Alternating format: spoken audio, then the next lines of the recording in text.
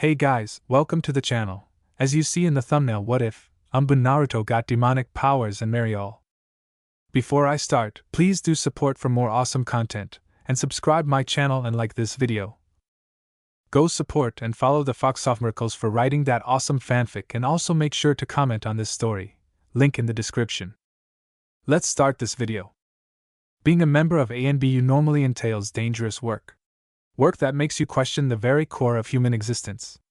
As a ninja, you are a tool, but as ANBU, you are a specific tool. You are a knife, or a sword, or an axe. You are something made to kill. So why was it this particular ANBU found himself in the middle of a Konoha park on a sunny afternoon?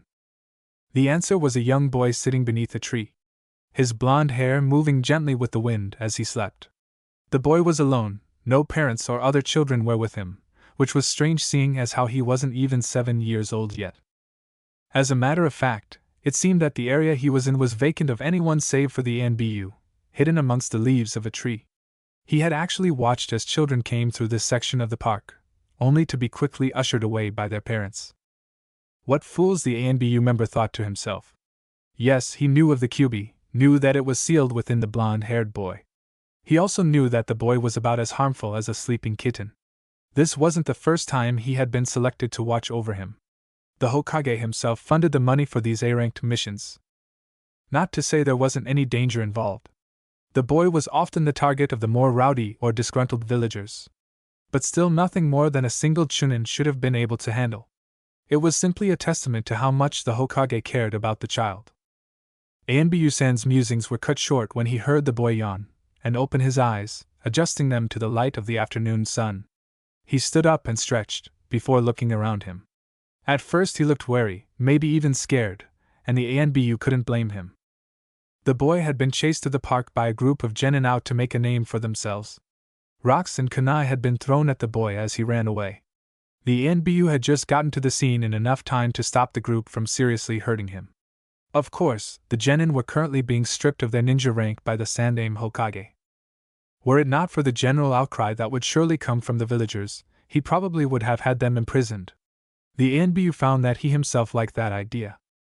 Naruto finally seemed to decide the area he was in was safe enough, as he stopped glancing at the sides of the park. He sighed, and started to walk back to his apartment. As he did, the ANBU dropped out of the tree and waved to him. Naruto's eyes lit up for a second, and he rushed over to the ANBU. "Itachi-san," he greeted in his loud manner. The ANBU groaned inside his head, wanting to strangle his captain for forcing him to wear a weasel mask. He was pleased with Naruto's greeting, however. He was one of the few ANBU who would actually talk with the boy, and the boy showed his appreciation with his excitement whenever he was the one on guard duty. "Hello, Naruto-kun, are you feeling alright?" he asked. Physically, the boy was fine. However, that was normally the case after resting. Itachi was more worried about the boy's mental state than anything else. "I'm fine. They barely even got me with the rocks, and I don't think any of the kunai hit," Naruto said, flashing a toothy grin. Itachi wasn't fooled for a second, but Naruto couldn't tell due to the mask. "Alright, Naruto, if you say so. The Hokage would like to see you, so why don't we head over to his tower?" Naruto nodded, and the pair proceeded towards the Hokage's tower. After a few moments of silence, a new record, Itachi thought amusingly to himself, Naruto began to speak. "Hey Itachi-san, what do you think of the Hokage?" Naruto asked. Itachi was silent for a few moments, before answering. "I think the Hokage is a strong and wise ninja." "Why do you ask, Naruto-kun?" "So you wouldn't pick a fight with him?" Naruto knew Itachi-san was strong. He had seen him fight before, normally a couple of drunkards who would find the demon brat and decide to have some fun. "Of course not. The Hokage is a kind and honorable man, why would I want to fight him?" Itachi seemed surprised by the boy's question. "I was just thinking. Maybe if I become Hokage, it'll mean no one will pick on me anymore since I'd be so strong. Then everyone would have to respect me, right?" Naruto looked pleased at himself for coming up with such a brilliant plan. In his mind, it seemed rather simple. After all, if the old man could become Hokage, how hard could it really be? Itachi stopped walking and looked at Naruto, who stared back up at his guard, wondering why they had stopped. Itachi sighed, and knelt down in front of Naruto. Naruto-kun, I wouldn't pick a fight with the Hokage. Not because he's strong, but because he's a good man. Being Hokage means more than being the strongest or the smartest. It means protecting everyone in the village, caring for them whether they care for you or not. I wouldn't fight the Hokage because I respect him, not for his strength, but for his character. Naruto was obviously confused by this, so Itachi decided to elaborate. You already know about the fourth Hokage, don't you, Naruto-kun? At Naruto's nod, he continued. He was the strongest ninja to ever come from any of the elemental countries. He became Hokage not because he was so strong, but because he wanted to use that strength to protect the people of this village. The funny thing is, a lot of the people he protected didn't even like him that much. Yandame-sama had a lot of enemies, even in the village. Yet when the Kyuubi attacked, he didn't even give it a second thought. He stopped him, not even thinking of his own well-being. Do you understand, Naruto-kun? Even though he knew people in the village didn't like him, didn't respect him, he still gave his life to save them. Naruto looked thoughtful for a few moments. So, you're saying that being Hokage means protecting people, all the people in the village? He asked. Under his mask, Itachi smiled and nodded. Not just protecting people, but also always doing the right thing. If you really want to be Hokage, Naruto-kun, those are the things you must understand. Naruto smiled at this. Not his dumb toothy grin, but a true and genuine smile. Alright then. I will become Hokage someday, Itachi-san. Just wait and see. I'll become strong enough to protect everybody, and I'll be greater than all the Hokages put together. Itachi's smile grew under his mask. The boy was incorrigible. Well spoken, Naruto-kun, he said. Here then, we can't have our future Hokage training on an empty stomach. After meeting with the Hokage, why don't you go get yourself some ramen? Itachi handed Naruto some money, and Naruto's eyes lit up with happiness. Ramen! Yay! Alright. I get ramen! Naruto yelled, dancing around Itachi as the two continued their walk to the Hokage's tower. Itachi laughed to himself at the child's antics. If only his father wasn't such an arrogant bastard, Itachi would like to introduce Naruto to his little brother. He had a feeling that the two would be good friends. 1 year later. A young girl found herself huddled down, crying as the people around her mocked her, shouting things about her stupid big forehead. Her knees were drawn against her, and she had her hands over her ears, trying to block out the hurtful words. It wasn't the first time she had dealt with this. For some reason, she seemed to be a favorite target of the bullies at her school. It happened at least once every couple of days.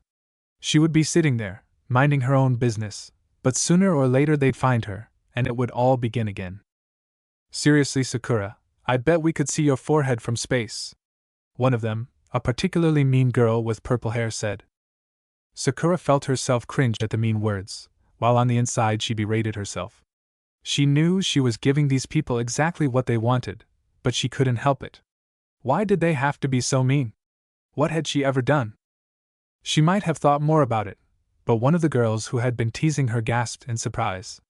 Sakura looked up to see something. Well, it was something all right. The girl who had just been teasing her stood there, only now she was covered with trash. A fish bone was caught in her hair, and she had something Sakura didn't even want to think about what it was sliding down her arms. Ha! Now not only do you talk trash, but you're covered in it. A voice called out from above them. Standing up in the branches of a tree, an overturned trash can in his hands, stood 7-year-old Naruto Uzumaki. You jerk! The purple-haired girl wailed at him. I'm going to kill you, Uzumaki! Naruto jumped down from the tree, landing between the bullies and Sakura. He was grinning widely at the scene as the girl and her friends glared at him. Oh, I'm sorry. Here, I'll help you throw that stuff away. With that said, he took the trash can and slammed it over the fuming girl, before knocking her into her friends. The girl cried out in shock, struggling with the help of her friends to get back to her feet. While this was happening, Naruto grabbed the pink-haired girl he now knew as Sakura, and ran off. Sakura just followed along in shock. This boy had just with the trash and the tree, where had he her thoughts were moving a mile a second. Naruto for his part was just laughing that his devious plan had worked out so well. They finally came to a stop, once Naruto had judged they were far enough away from the bullies. He turned and looked at the girl who he had just saved. Sorry about that, But I thought you might be getting tired of that purple banshee's screeching, Naruto said, grinning impudently at her. Sakura just stood mouth agape at the boy. My name's Naruto Uzumaki, he said cheerfully, extending his hand.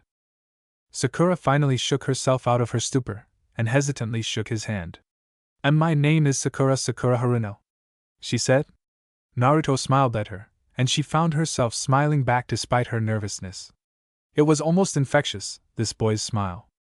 Nice to meet you, Sakura-chan, he exclaimed. Before she could even blush at the familiar honorific he had added to her name, the bell rang, signaling that it was time to return to class. Sakura looked towards the Ninja Academy building, and back to Naruto, but he was already gone. She looked around, but he was nowhere in sight. She sighed to herself, and walked back to class, but not before being joined by a little blonde girl, who had seen the entire event. Naruto laughed to himself as he ran across the Konoha streets.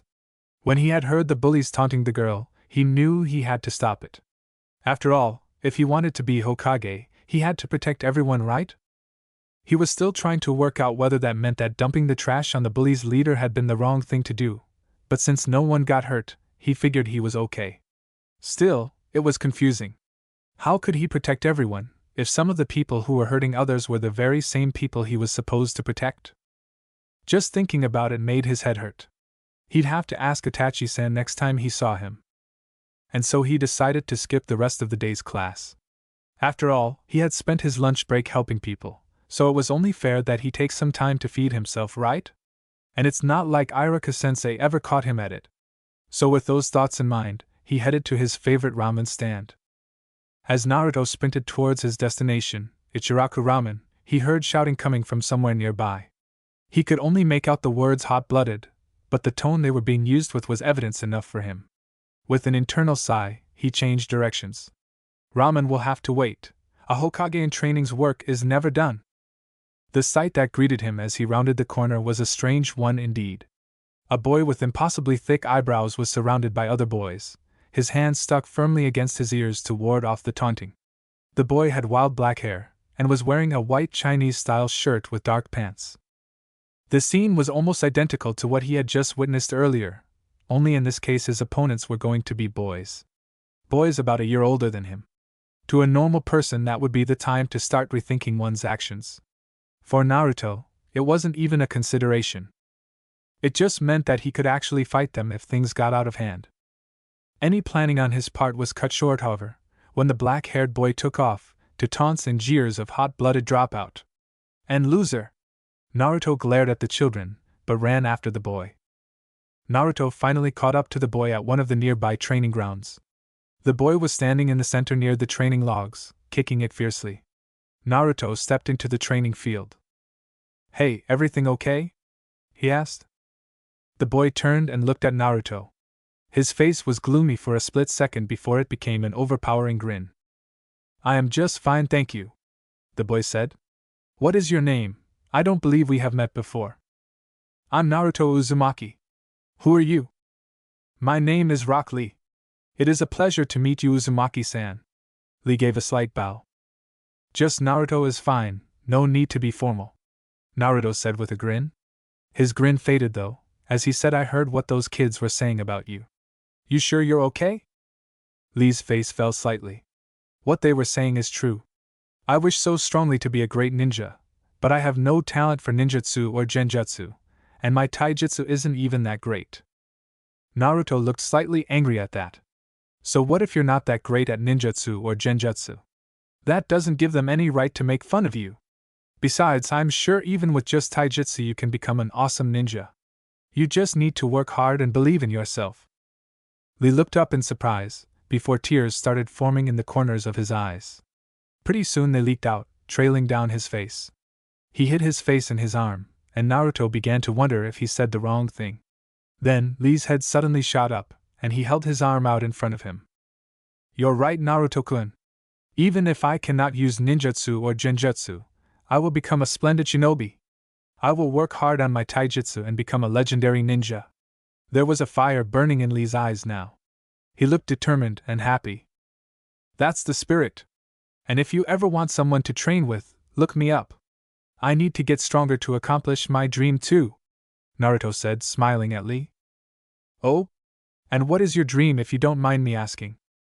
I'm gonna be Hokage someday. That way I can protect everyone in this village and everyone will respect me.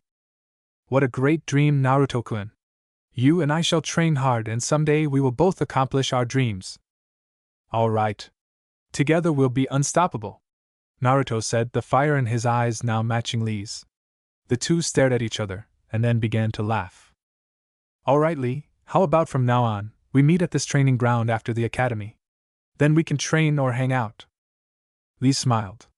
Most kids either made fun of him for his thick eyebrows, or his poor ninja grades. It would be nice to have a friend willing to help him. That sounds like an excellent idea, Naruto-kun. Let's begin our training right now. Naruto smiled apprehensively. He hadn't meant right now, but Lee seemed really excited. He gave an inward sigh. I guess ramen can wait a couple hours. The next day Naruto found himself struggling to stay awake during one of Iruka's lectures on chakra control. Not that he thought it was boring, okay, so he did think it was boring, but that wasn't the reason. His training session with Lee yesterday had lasted 5 hours. Most of which was spent doing push-ups or running laps. They had then spent the remaining hours sparring. Even after Naruto had gone home and gone to sleep, he was much too tired to even consider waiting 3 minutes for ramen. He still felt sore and exhausted. But he realized he liked the feeling.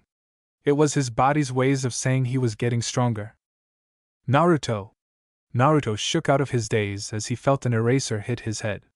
He looked around confused as the class laughed at him. Iruka was glaring at him from the front of the class. I asked you a question? Don't space off in the middle of an important lecture. Naruto laughed sheepishly, his hand behind his head as he grinned. Sorry, Iruka-sensei. Iruka just sighed, and went back to explaining how chakra control was crucial to being able to master jutsus. Naruto tried to pay attention, but once again felt himself spacing out before he felt an elbow in his side. Clearing his head, he turned to see the black-haired boy who was sitting next to him had done it. Naruto gave him a small smile, before focusing on Iruka's discussion. Alright class, now break up into groups of 2 and practice your chakra control using the exercise I just explained. What? I didn't hear any of his explanation. Naruto screamed at himself mentally. It was bad enough when he had missed the explanation on the Henge Jutsu, and turned himself into a comically deformed version of the third Hokage. Iruka was gonna give him so much extra homework for this he might as well never leave school. Sensing his distress, the boy next to him turned to face him. Don't worry, we'll partner up and I'll help you go through the exercise. Since I was actually listening. He added the last part with a smirk. Naruto didn't know whether to be thankful or insulted, so he just gave a grin and said thanks. The boy nodded, and the two stood up near their desks. He went over the exercise step by step with Naruto, before performing it himself flawlessly. Naruto grinned, and attempted the exercise himself, with less than stellar results. The boy next to him smiled a bit cockily, and gave him a couple tips. By the end of the class, Naruto was at least decent at the exercise, but by no means had he mastered it like his partner. Realizing the boy had helped him and he still didn't even know his name, Naruto caught him as class was ending. Thanks a lot for helping me with that today, even if you were kind of a jerk about it. My name's Naruto Uzumaki. He stuck his hand out and gave a grin. The boy smirked slightly. Sasuke Uchiha? He said, shaking Naruto's hand before heading out. Naruto smiled to himself, before running out of the classroom. After all, he had training to do. He could almost hear his body groan at the thought. Time passed in much the same way for the young blonde. His days were always spent at the academy, or ditching, if he and his small group of friends found it too boring that day, where he'd normally get a little extra help from Sasuke, and his afternoons spent training with Lee. The two had become the best of friends during their time spent together, and were often seen in each other's company whenever they had free time. This was normally spent training, of course, but on occasion they would make a stop at Ichiraku's Ramen to feast on Naruto's favorite food. It was also during that same year that tragedy struck Konoha. In the span of one night, its most prestigious clan was almost completely wiped out, leaving only 2 survivors. One was the person who had committed the atrocity, Itachi Uchiha. The other was his little brother Sasuke, who was spared for reasons unknown. After this happened, Sasuke was removed from the academy for a 6-month period, during which no one saw him. When he did return, he was a different person. Arrogant and cold, he no longer associated himself with anyone from their class. Even when Naruto attempted to talk to him, he simply called him a dobe and left. The next year more students dropped from the academy, coming to the determination, or their parents' determination at least, that the ninja life was not cut out for them. Luckily for Naruto, his friends were still all attending. So as he entered the classroom, he took a moment to scan the room to see who the new students were. He didn't really recognize any of them, though he was glad to see that a lot of the school's bullies seemed to have been removed. He looked around and finally took his normal seat next to the brooding Uchiha. Sasuke gave him an annoyed look before turning to face the front of the classroom. Naruto returned with an annoyed look of his own before facing away from him. He couldn't blame the guy for being upset, he just wished he was willing to let someone help him. "Hey, what are you doing sitting next to Sasuke-kun?" someone said. Naruto looked up, his eyes widening in surprise. It was the girl he'd helped on occasion from various bullies. Sakura. He was about to smile and say hello when he noticed the look she and the blonde-haired girl next to him were giving him. They looked upset for some reason. I sat here last year, so I just figured." "Well, you figured wrong, Buster. I'm sitting next to Sasuke-kun," the blonde next to Sakura said. "No, you're not, Ino Pig. I'm sitting next to Sasuke-kun," Sakura said. "Pfft, why would he want to sit by you, billboard brow?" Naruto looked on in confusion, before giving an incredulous look to Sasuke, who just shrugged. In that small gesture though, Naruto noticed that Sasuke was almost normal, like the days before when he'd helped the blonde with a harder technique or concept. It was enough to make Naruto smile slightly, before turning back to the two girls. "Two, did I say two? I mean the 6 or 7 that were arguing with the original pair over who was going to get Naruto's seat next to their precious Sasuke-kun." The argument continued for a few minutes, and Naruto finally got fed up. He stood up, and grabbed Sakura's hand, pulling her into the chair he had been occupying, before sitting in the chair next to her. There was a gasp from the other girls, before they glared at him. He just gave a sheepish grin back. "Hey, can I have my hand back?" Sakura asked, her eyebrow twitching. Naruto blushed and looked down, realizing he was still holding her hand. He quickly drew his hand back. "Ah, sorry, Sakura-chan," he said, giving her a smile. She gave him a confused look that sounds so familiar, before turning to smile at Sasuke. "Good morning, Sasuke-kun," she called out cheerfully, and was answered with an annoyed glare from Sasuke. After class was over that day, Naruto once again made his way to the training ground him and Lee shared.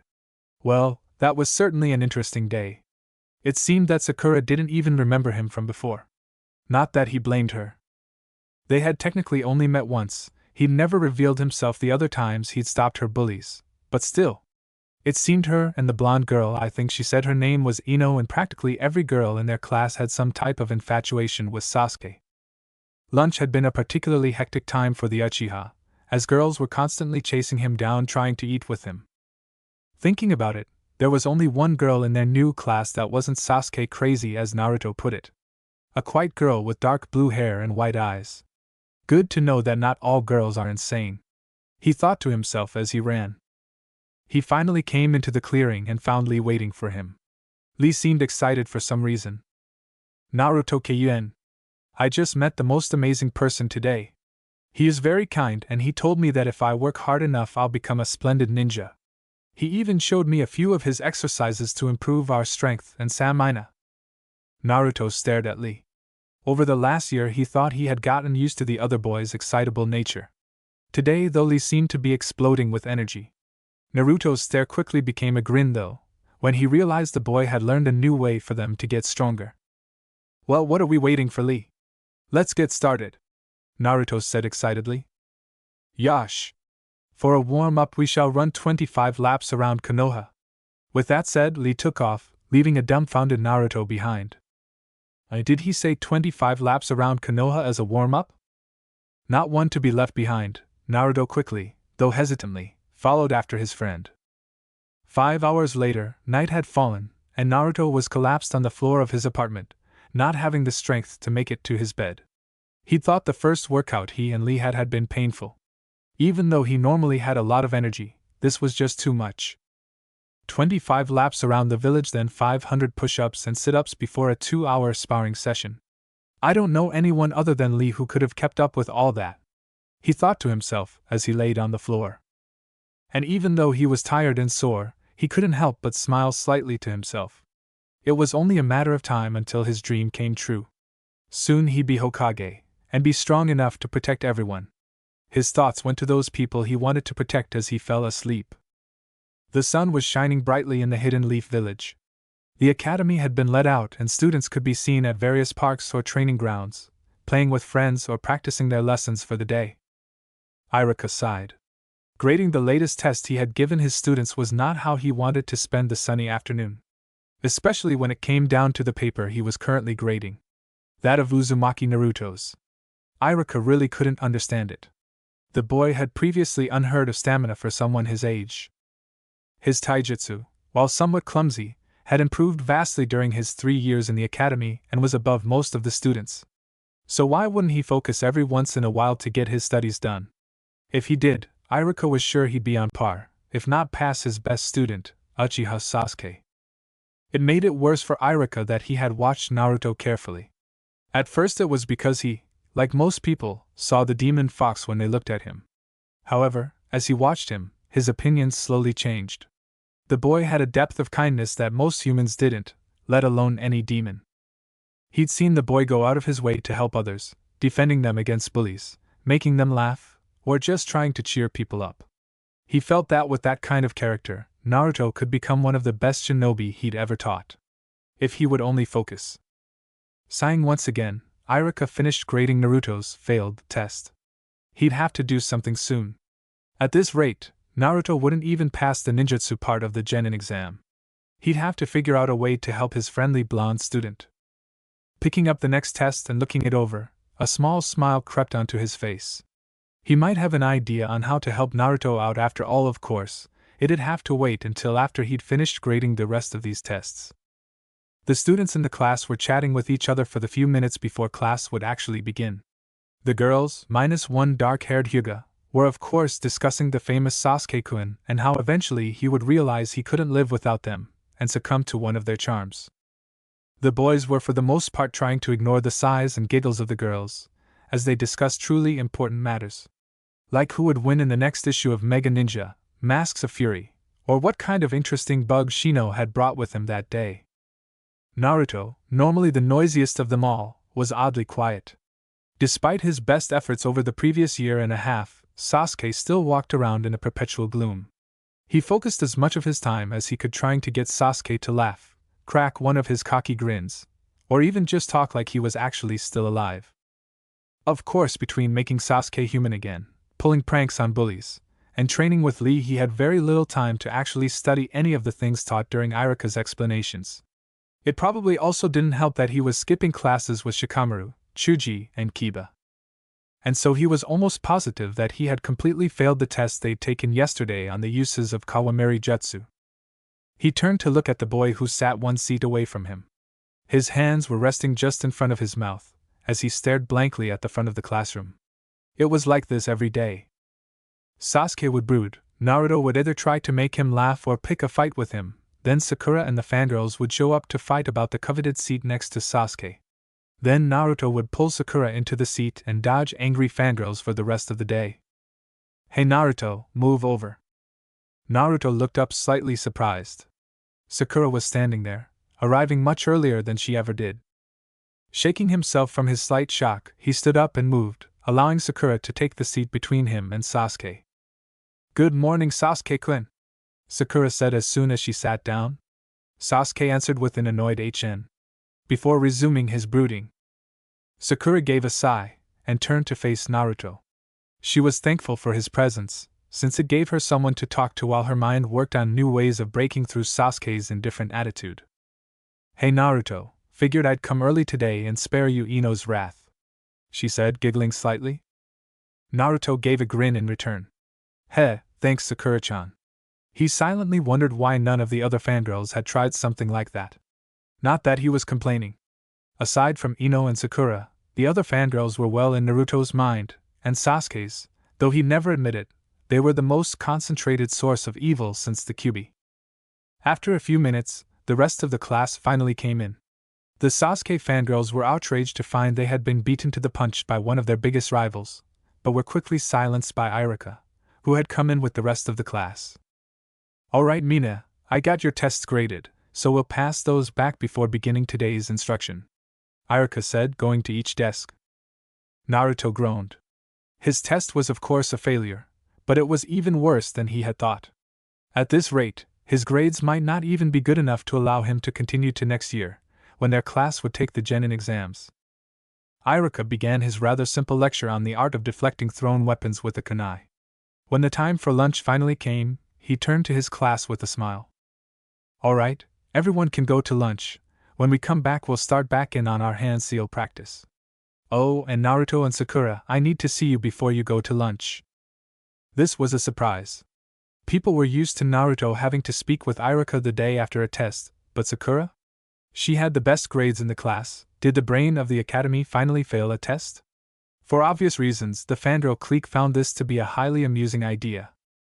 Naruto walked up to Irika's desk, Sakura following behind him nervously. What's up, sensei?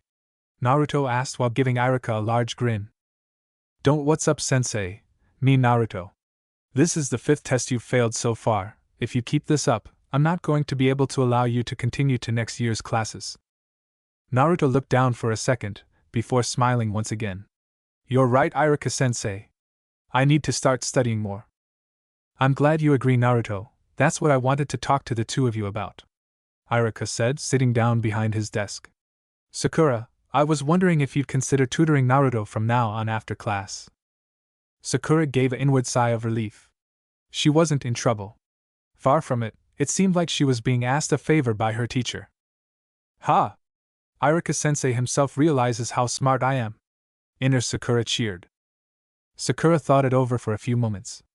Naruto was kind of her friend, and she'd hate to see him fail.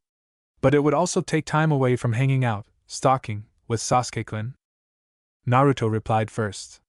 Sensei, you can't ask that of Sakura. How can you expect her to waste her time tutoring me? That's just not fair.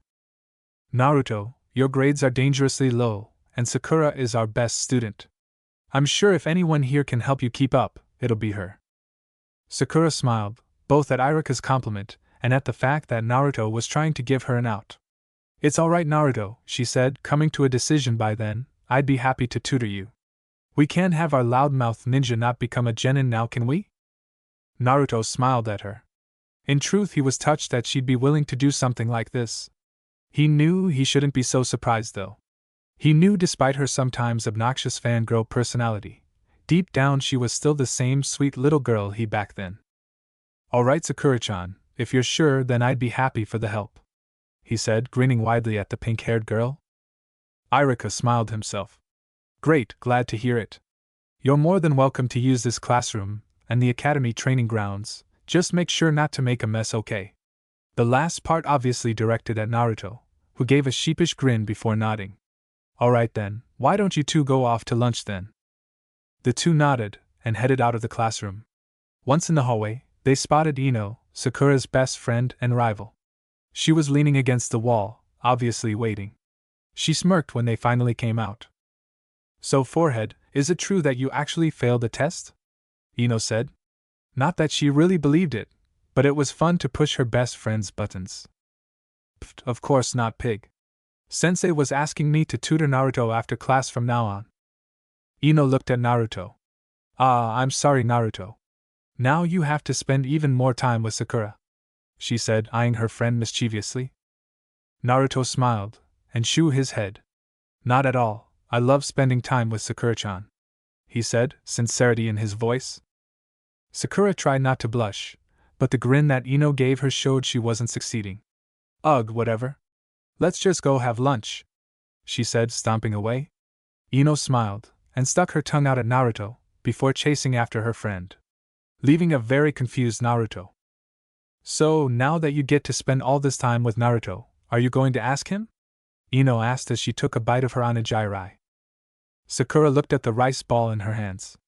I'm not sure. I mean, thinking back on it, I'm almost sure it was him, but she trailed off, not certain what it was she was trying to say. Ino gave an annoyed sigh. But what? If it was Naruto who helped you back then, the least you could do is tell him thank you, she said before her eyes took on a dreamy look. Just imagine, a young girl being picked on, before being saved by a mysterious boy, her knight in shining armor, who then disappears only to come back into her life a year later. It's so romantic. At this, Ino gave a slight squeal. Sakura's eye twitched at her friend's imagination. Baka, I don't like Naruto like that. If it was him then I do want to say thank you, but I didn't treat him very well when we met again, you know.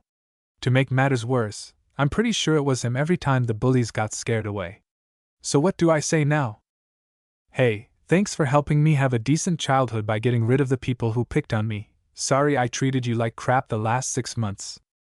Sakura gave a depressed sigh, before taking a bite out of the rice ball. At least now I can help him out, even just a little. After class was over that day, Naruto spent an hour with Sakura.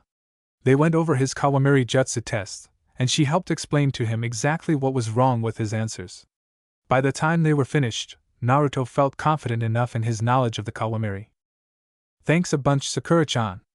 I would have never understood half of that without you explaining it like you did, he said, beaming his grin at her.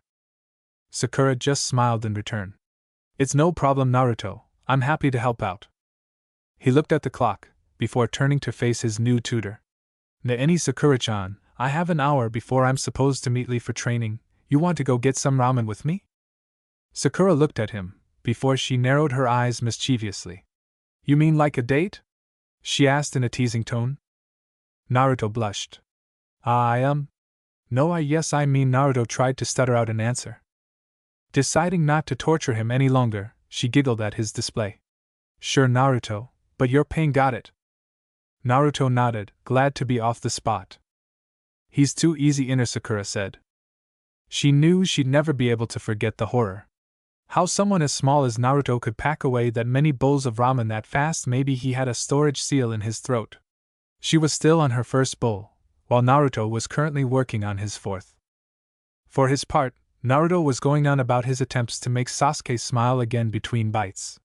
Sakura had found herself surprised to know that Naruto and Sasuke had been something akin to friends before.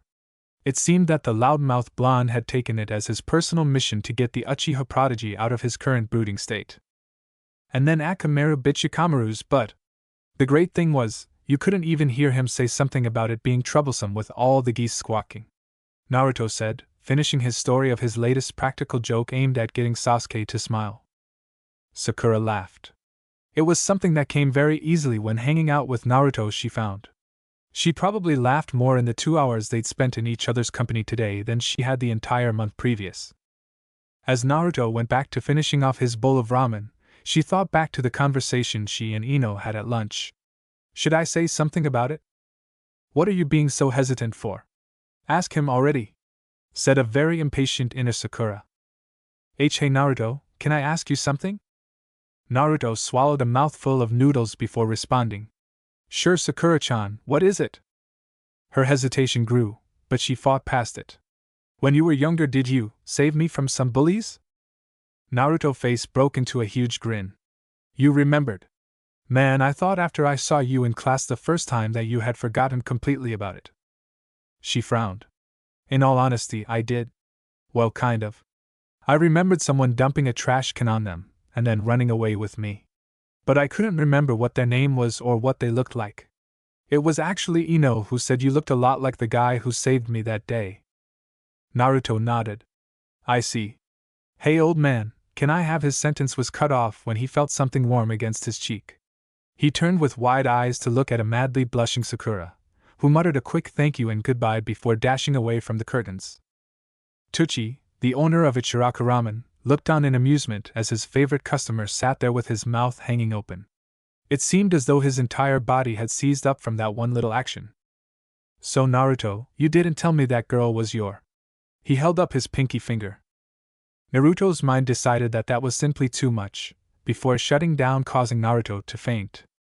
Sakura ran all the way to her house, locking herself in her room when she finally got there. Looking in the mirror, she saw her face was doing an awfully good impression of a tomato. I can't believe I did that. Did you see the look on his face? That was adorable. Next time we should kiss him on the lips.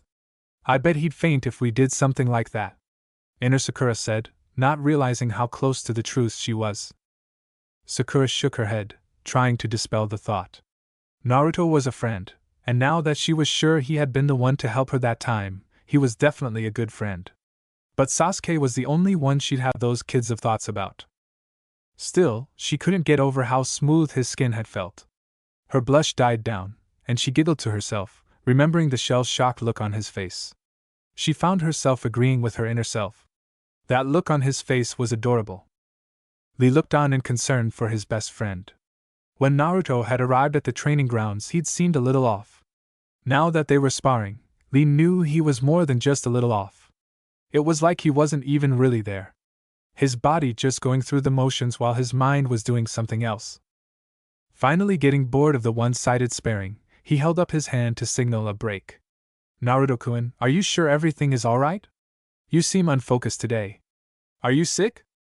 Naruto shook his head, trying to clear it of the fog that had descended upon his brain since the incident at the ramen stand. No, Lee, I just had something surprising happen today, that's all. Lee noticed Naruto's cheeks turn slightly red as he said that. Come on, let's keep sparring, I've gotta even the score, he said with a grin, letting Lee know that he was back to normal. Lee nodded before charging towards his friend. Naruto responded with a low sweeping kick, trying to take Lee's feet out. Lee jumped over Naruto's leg and landed behind him, spinning to deliver a kick to his friend's back. Naruto, however, ducked lower and continued with his sweeping motion, taking Lee's legs out from underneath him. Lee fell, but used his arms to propel himself right back up, landing gracefully before engaging Naruto in hand-to-hand.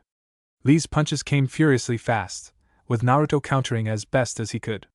He knew even on his best days that he wouldn't be able to keep up with Lee in pure taijutsu. So taking a chance, he let one of Lee's punches get through. Lee's eyes widened in surprise as he broke through Naruto's guard, only to feel a sick crunch beneath his fist.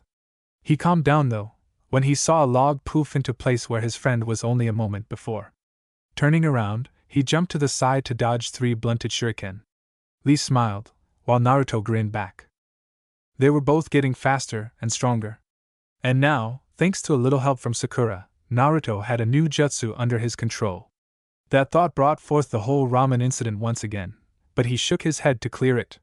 He'd think about that later. For now, he had training with his best friend. The end of his 3rd year at the academy was approached by Naruto with a sense of dread. Not because of the every-trying final exam. His tutoring by Sakura had produced exceptional results, and while he knew he'd never be an academic champion, he'd still pass if he focused. No, the end of the year was depressing because soon he'd be losing his training partner. Lee would be graduating, and while the two swore they'd still be friends, they knew their time training together had come to an end. Lee would soon be too busy with missions and team training. Not that Naruto begrudged him that, or knew what the word begrudge meant. Honestly, he was really happy that his friend would begin the path that would lead to his dream. The problem was that his training with Lee had also been an escape for him. He would spend his time improving with his friend, enjoying the company, and avoid the hateful attitude of the village at the same time. Luckily, he still had a couple of months until the end of the academic year. He'd just have to enjoy the remaining time he had left. At least I'll still be able to study with Sakura-chan after class, he mused. His pink-haired friend, yes, he could safely say she was his friend now, was a source of confusion for the young boy. They'd spend hours either studying, or just making small talk. But the moment Ino or Sasuke entered the picture, it was almost like Sakura would become 2 different people. She'd go from helping Naruto to knocking him to the floor over something he said, and then would apologize, and help him to his feet. He couldn't help but sometimes wonder if there was anything wrong with his friend. Another source of female confusion for him came in the form of one Hinata Hyuga. The girl had been in the same class as him since he'd entered the academy, but they'd never really spoken to each other. As a matter of fact, the few times they'd been sparring partners in class, the girl had promptly fainted when Naruto wished her good luck. Despite their lack of interaction in class, however, Naruto couldn't even count the number of times he'd seen her around town. At Ichiraku's, around his apartment, even near the Hokage's tower or his and Lee's training spot.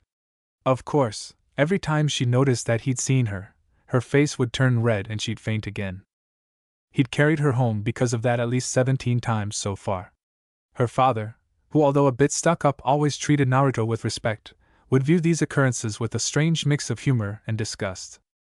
At least the third girl he was familiar with had the decency to be predictable. Ino was always easy to understand. She had a crush on Sasuke, she called Sakura forehead girl, and was the only other person as class as loud as him or Kiba. Alright class, that's it for today. Remember, next week we'll be having a practical exam on your Taijutsu. Also, it's only a month until the final exam, so don't slack off on your studies. Iruka gathered his own belongings after dismissing the class for the day. He watched as all but 2 students filed out, leaving Naruto and Sakura. Iruka smiled and nodded at the pair before heading out himself. So Naruto, what did you want to go over today? Naruto shrugged. I think I got most of today's lecture. I still need to work on the henge, but I can do that on my own. Actually, I was going to ask you if you'd like help for once on your taijutsu. Sakura thought about it for a moment. While she was academically at the top of the class, her taijutsu was subparts at best. Still. But Naruto, you almost failed last year's taijutsu exam, remember? If you want to practice, we should probably find a better trainer. Naruto grinned. Hey, I've improved a lot since then. I bet my taijutsu is better than anyone's in the class. Sakura rolled her eyes at the statement. It was so typically Naruto. Your taijutsu probably doesn't even come close to Sasuke-kun's. The probably was a true testament to their friendship. A year ago it would have been replaced by a definitely. Naruto's grin grew even wider at that. Oh yeah? Wanna make a bet on it? Sakura found herself matching his grin. Fine then. If you don't beat Sasuke-kun during our taijutsu exam, then you have to wear one of Ino's I Heart Sasuke shirts around for a week. The blonde shinobi in training grimaced. Ino had made the laciest purple shirt possible, and printed I Heart Sasuke in big pink letters on the front, while the back had a close-up picture of Sasuke's face. The shirt had been voted unanimously, by Naruto and Kiba, to be the most horrific piece of clothing to ever be spawned from the pits of hell. Fine then, he said finally, but if I beat Sasuke, he had to stop and think. What would be as humiliating as wearing one of Ino's evil incarnate shirts without being too mean? Then you have to henge to look like you're wearing one of those shirts, only it has to say I Heart Naruto and has to be orange. Sakura blushed slightly and laughed. Fine, it's not like you're going to beat Sasuke anyways. Naruto's grin was back on his face. We'll see, Sakura-chan. Now, how about we practice and work on your taijutsu? Sakura felt more than slightly nervous the day of the taijutsu exam. Not because she wasn't ready. On the contrary. Naruto's pointers and advice had increased her confidence in her own taijutsu skill to where she felt like it was adequate. She hadn't realized he'd improved that much. If she had, she might have given making that bet a second thought. She still wasn't sure if he'd be able to beat Sasuke, but now she wasn't sure he wouldn't either. Alright class, everyone partner up and take one of the rings in the field. The instructors and I will be watching and grading your performances. Remember, this is a taijutsu exam, so no ninjutsu or genjutsu. I don't think I should have to say it, but no killing your opponent. Everyone understand? Iruka looked out on the class, who gave various nods or answers of Guy Sensei. The students began breaking up into pairs. Sakura stood across from her sometimes best friend and rival Ino. Ino looked at her pink-haired opponent and smirked. Nervous forehead girl? She taunted, assuming her friend/rival was nervous about the exam. Sakura glared back at Ino. You wish, Ino pig. She shifted into the standard academy taijutsu stance, and waited for the call to begin. As she waited, she cast a glance around the field. Sure enough, Naruto had partnered up with Sasuke.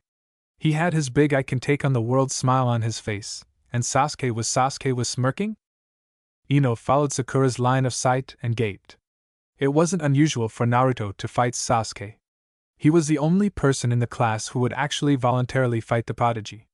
But she'd never seen Sasuke with anything but a scowl on his face. On their side of the field, Naruto and Sasuke were impatiently waiting for the call to begin. So you're serious? You're really going to wear that shirt when you lose? Sasuke asked, referring to the wager his not-friend told him he'd made with Sakura. Of course. But I'm not going to lose, Naruto replied cockily. Sasuke had to fight down a chuckle at Naruto's exuberance. And the thought of him wearing one of Ino's shirts of evil. Of course, his mirth was short-lived as thoughts of his brother once again intruded his mind. His scowl returned full force, remembering that night. He didn't have time for amusement or friends. He needed to get stronger so that he could seek out his brother, and then… Hajime! The call to begin snapped Sasuke out of his thoughts just in time to dodge away from a punch thrown by Naruto. When did he get so fast? He thought, rolling to the side to avoid a kick. He grabbed one of Naruto's arms and threw him to the side, taking a moment to orient himself. Naruto rolled to his feet and sprang back at him. Used to his surprising speed now, Sasuke was ready for him. Knocking his punch to the side, Sasuke swung his leg up towards his chest. Naruto crouched beneath it and kicked out at Sasuke's leg, trying to sweep it out from underneath him. Sasuke fell, but caught himself, using his hands to brace himself, and then springing back up. He brought his foot down, attempting to hit Naruto in the head with his heel. Naruto jumped to the side, barely dodging the kick. But as he did, Sasuke pivoted, kicking Naruto in the side. Naruto rolled a few feet away and stood to face Sasuke. Both were wearing identical expressions on their faces. Excitement, enjoyment, and a want to beat the other. The brief peace was broken as the two leapt at each other again, entering into a furious set of attacks and counters. Iruka stared at the fight in disbelief. He didn't trust the other instructors to grade Naruto fairly, so he always took the job himself. Now, he was witnessing his top student, and the former dead last, fight with speed and skill that was far above an average academy student. He was so amazed that he didn't even realize that the other students had finished, and that everyone was now gathered around Sasuke and Naruto's fight. "Go Sasuke-kun! Annihilate that twerp!" Some girl from the class shouted. "Come on Naruto! Show that arrogant bastard who's boss!" This came from Kiba, one of Naruto's occasional friends. The fight lasted another 10 minutes. Sasuke was able to get more hits in, but thanks to Naruto's incredible stamina they were about even. They stood for a moment, staring at each other and breathing heavily. They were both covered in dirt, with multiple bruises and scratches. Yet they were still smiling despite their fatigue. Then, at some unseen signal, they sped towards each other. Arms drawn back to deliver what they both knew would be their final attack.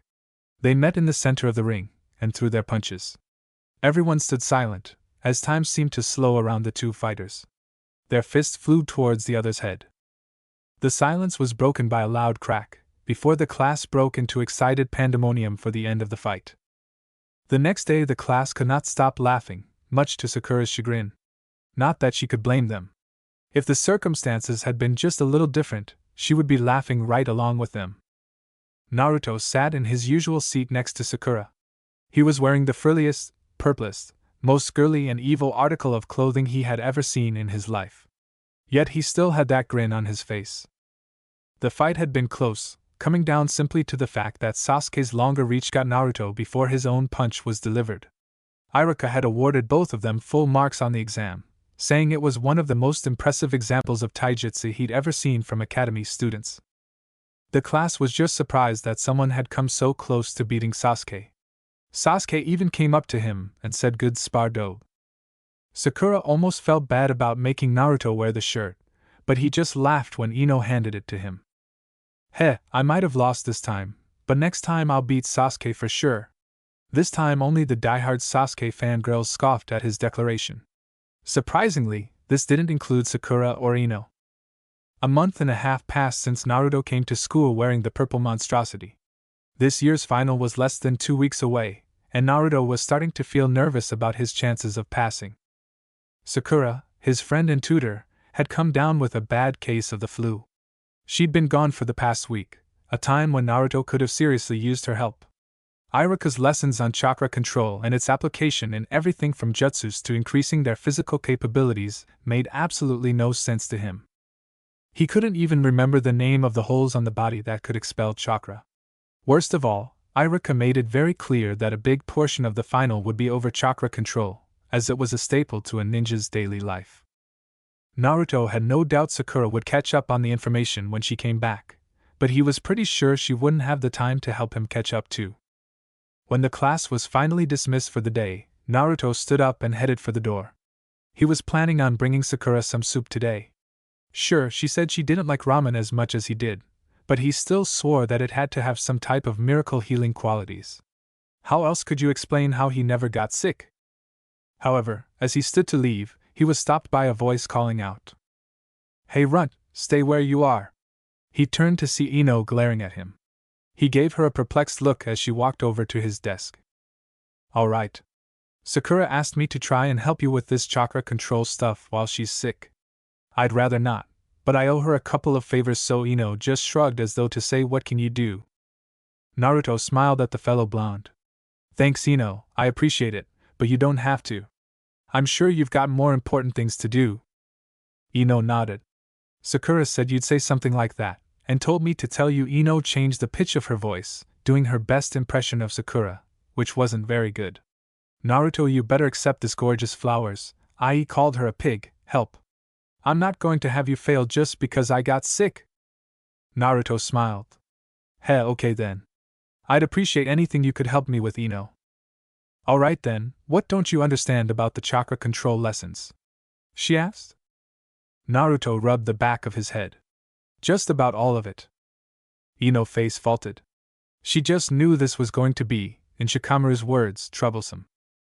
A few hours later they had made some progress. He now understood the concept behind the beginnings of the chakra control lessons, even if he could perform them himself. Not for lack of trying.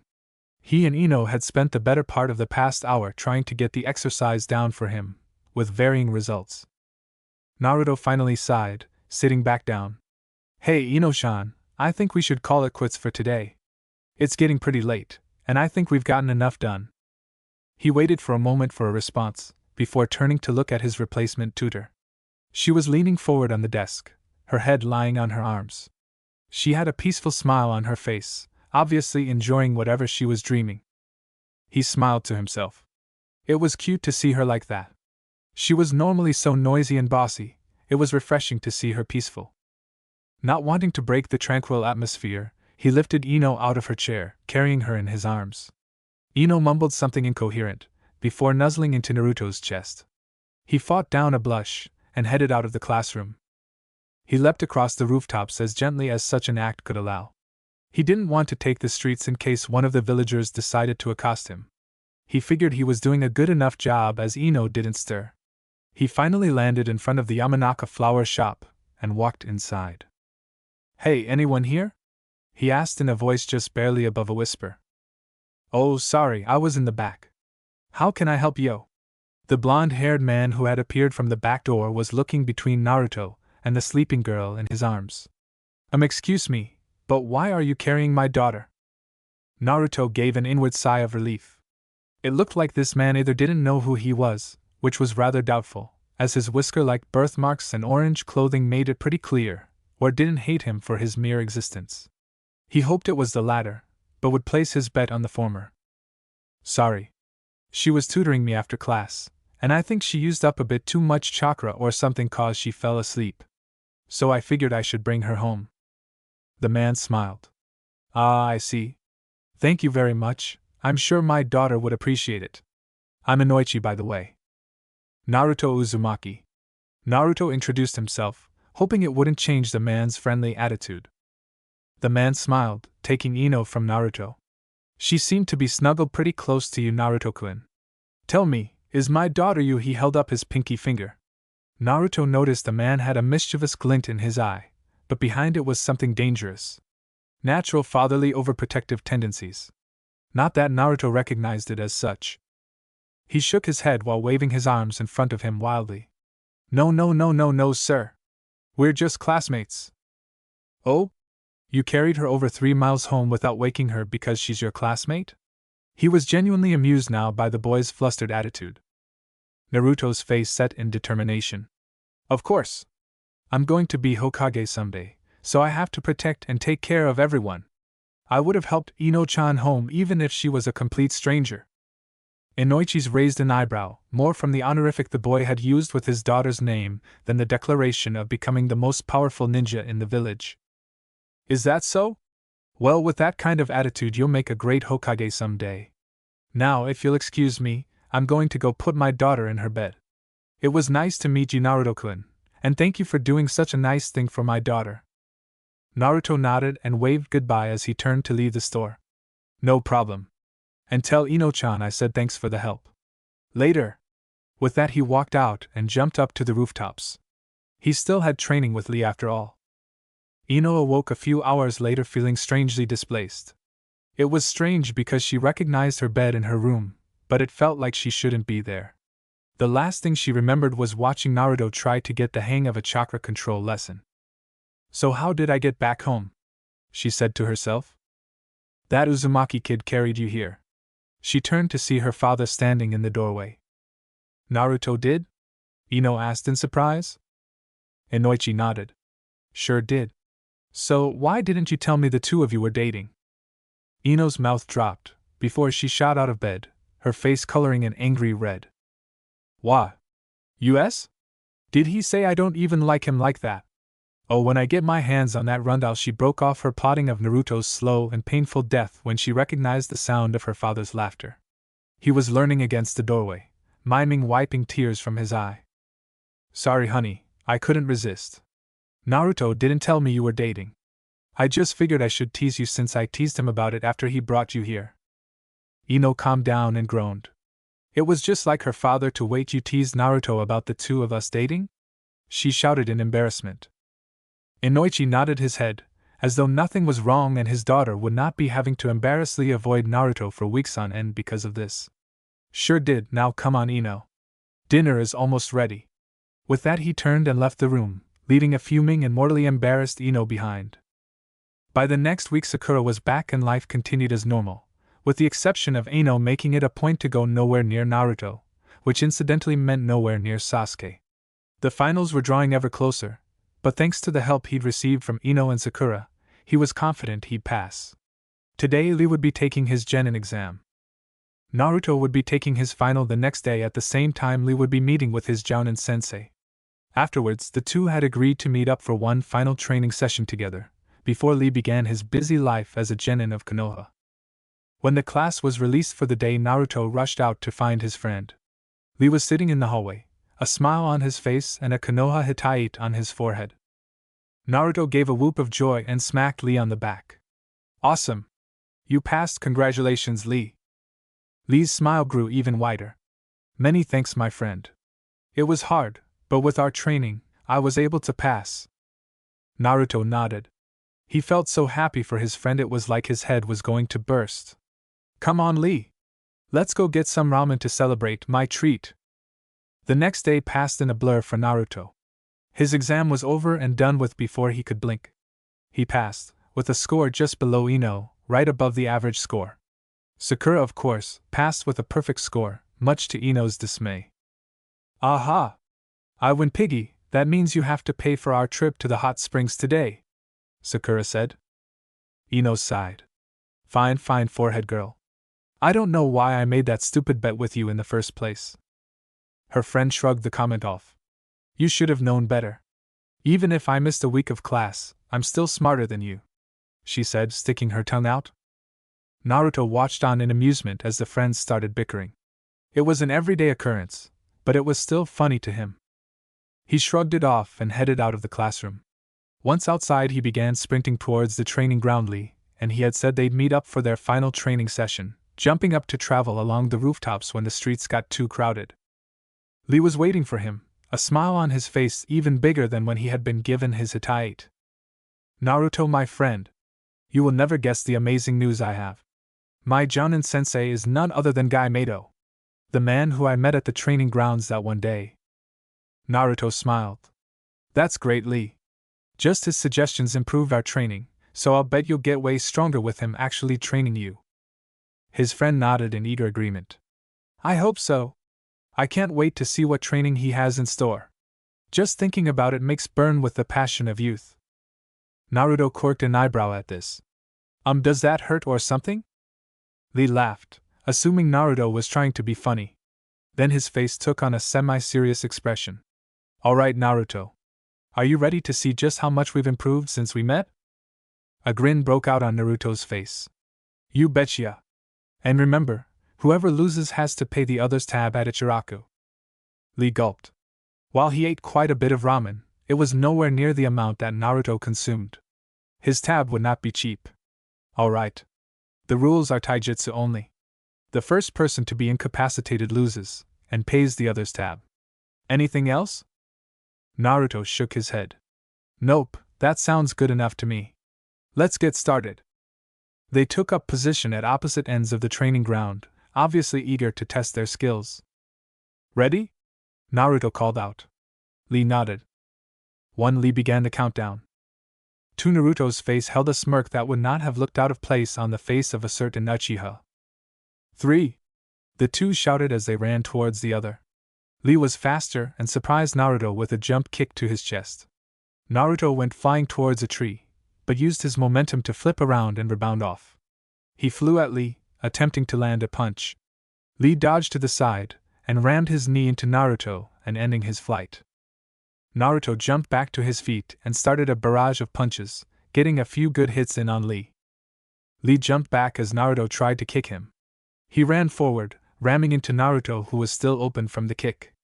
Naruto gave a grunt and grabbed onto one of Lee's arms, throwing him over his shoulder and into the tree that he had bounced from earlier. Lee stood up, and the two stared at each other for a moment, before rushing forward. Punches and kicks flew as fast as they could throw them. Lee's speed was definitely being used to its fullest potential, as he would block and counter faster than Naruto could block. Naruto's strength, however, made his punches just a bit harder.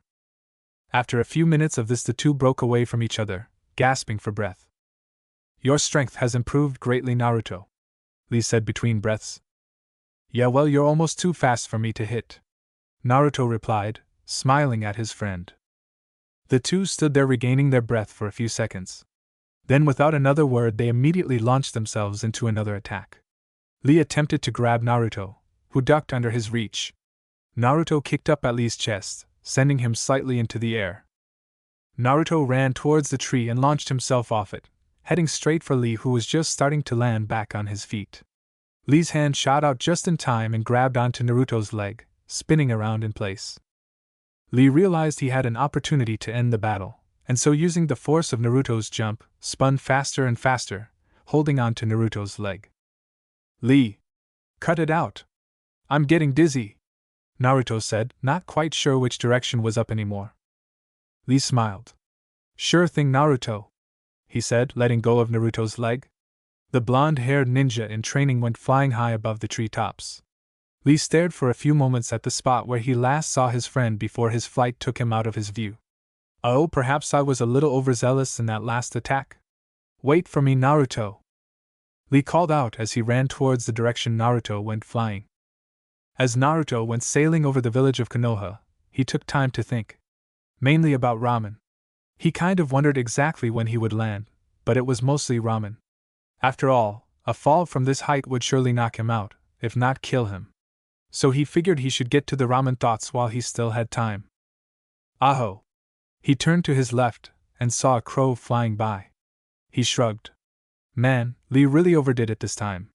This fall alone might kill me, he said to no one in particular, since there was no one else flying through the air near him.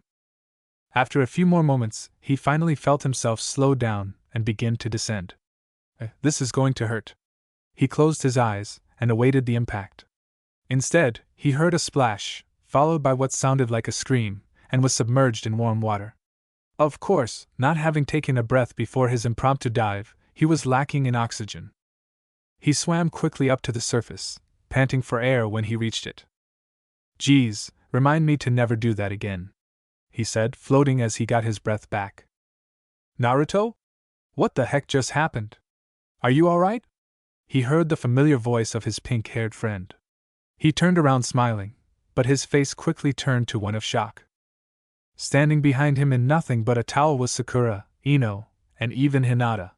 He stared for a few moments, his mouth opening and closing but failing to make words. Sakura gave him a strange look, before realizing exactly what he was looking at. The look immediately turned to one that promised pain for any male in the vicinity. Naruto, she said, her face turning red, the tone in her voice knocking Naruto out of his daze. She took a step toward him, cracking her knuckles as she prepared to use Naruto as her personal punching bag. Wait, Sakura-chan. It was an accident, I swear. Lee threw me through the air and I landed here. I didn't see anything," he said, waving his arms around as he backed away from the girl who was actually seething killer intent. That's when things went from bad to worse, with the arrival of Lee. "Ah! There you are, Naruto!"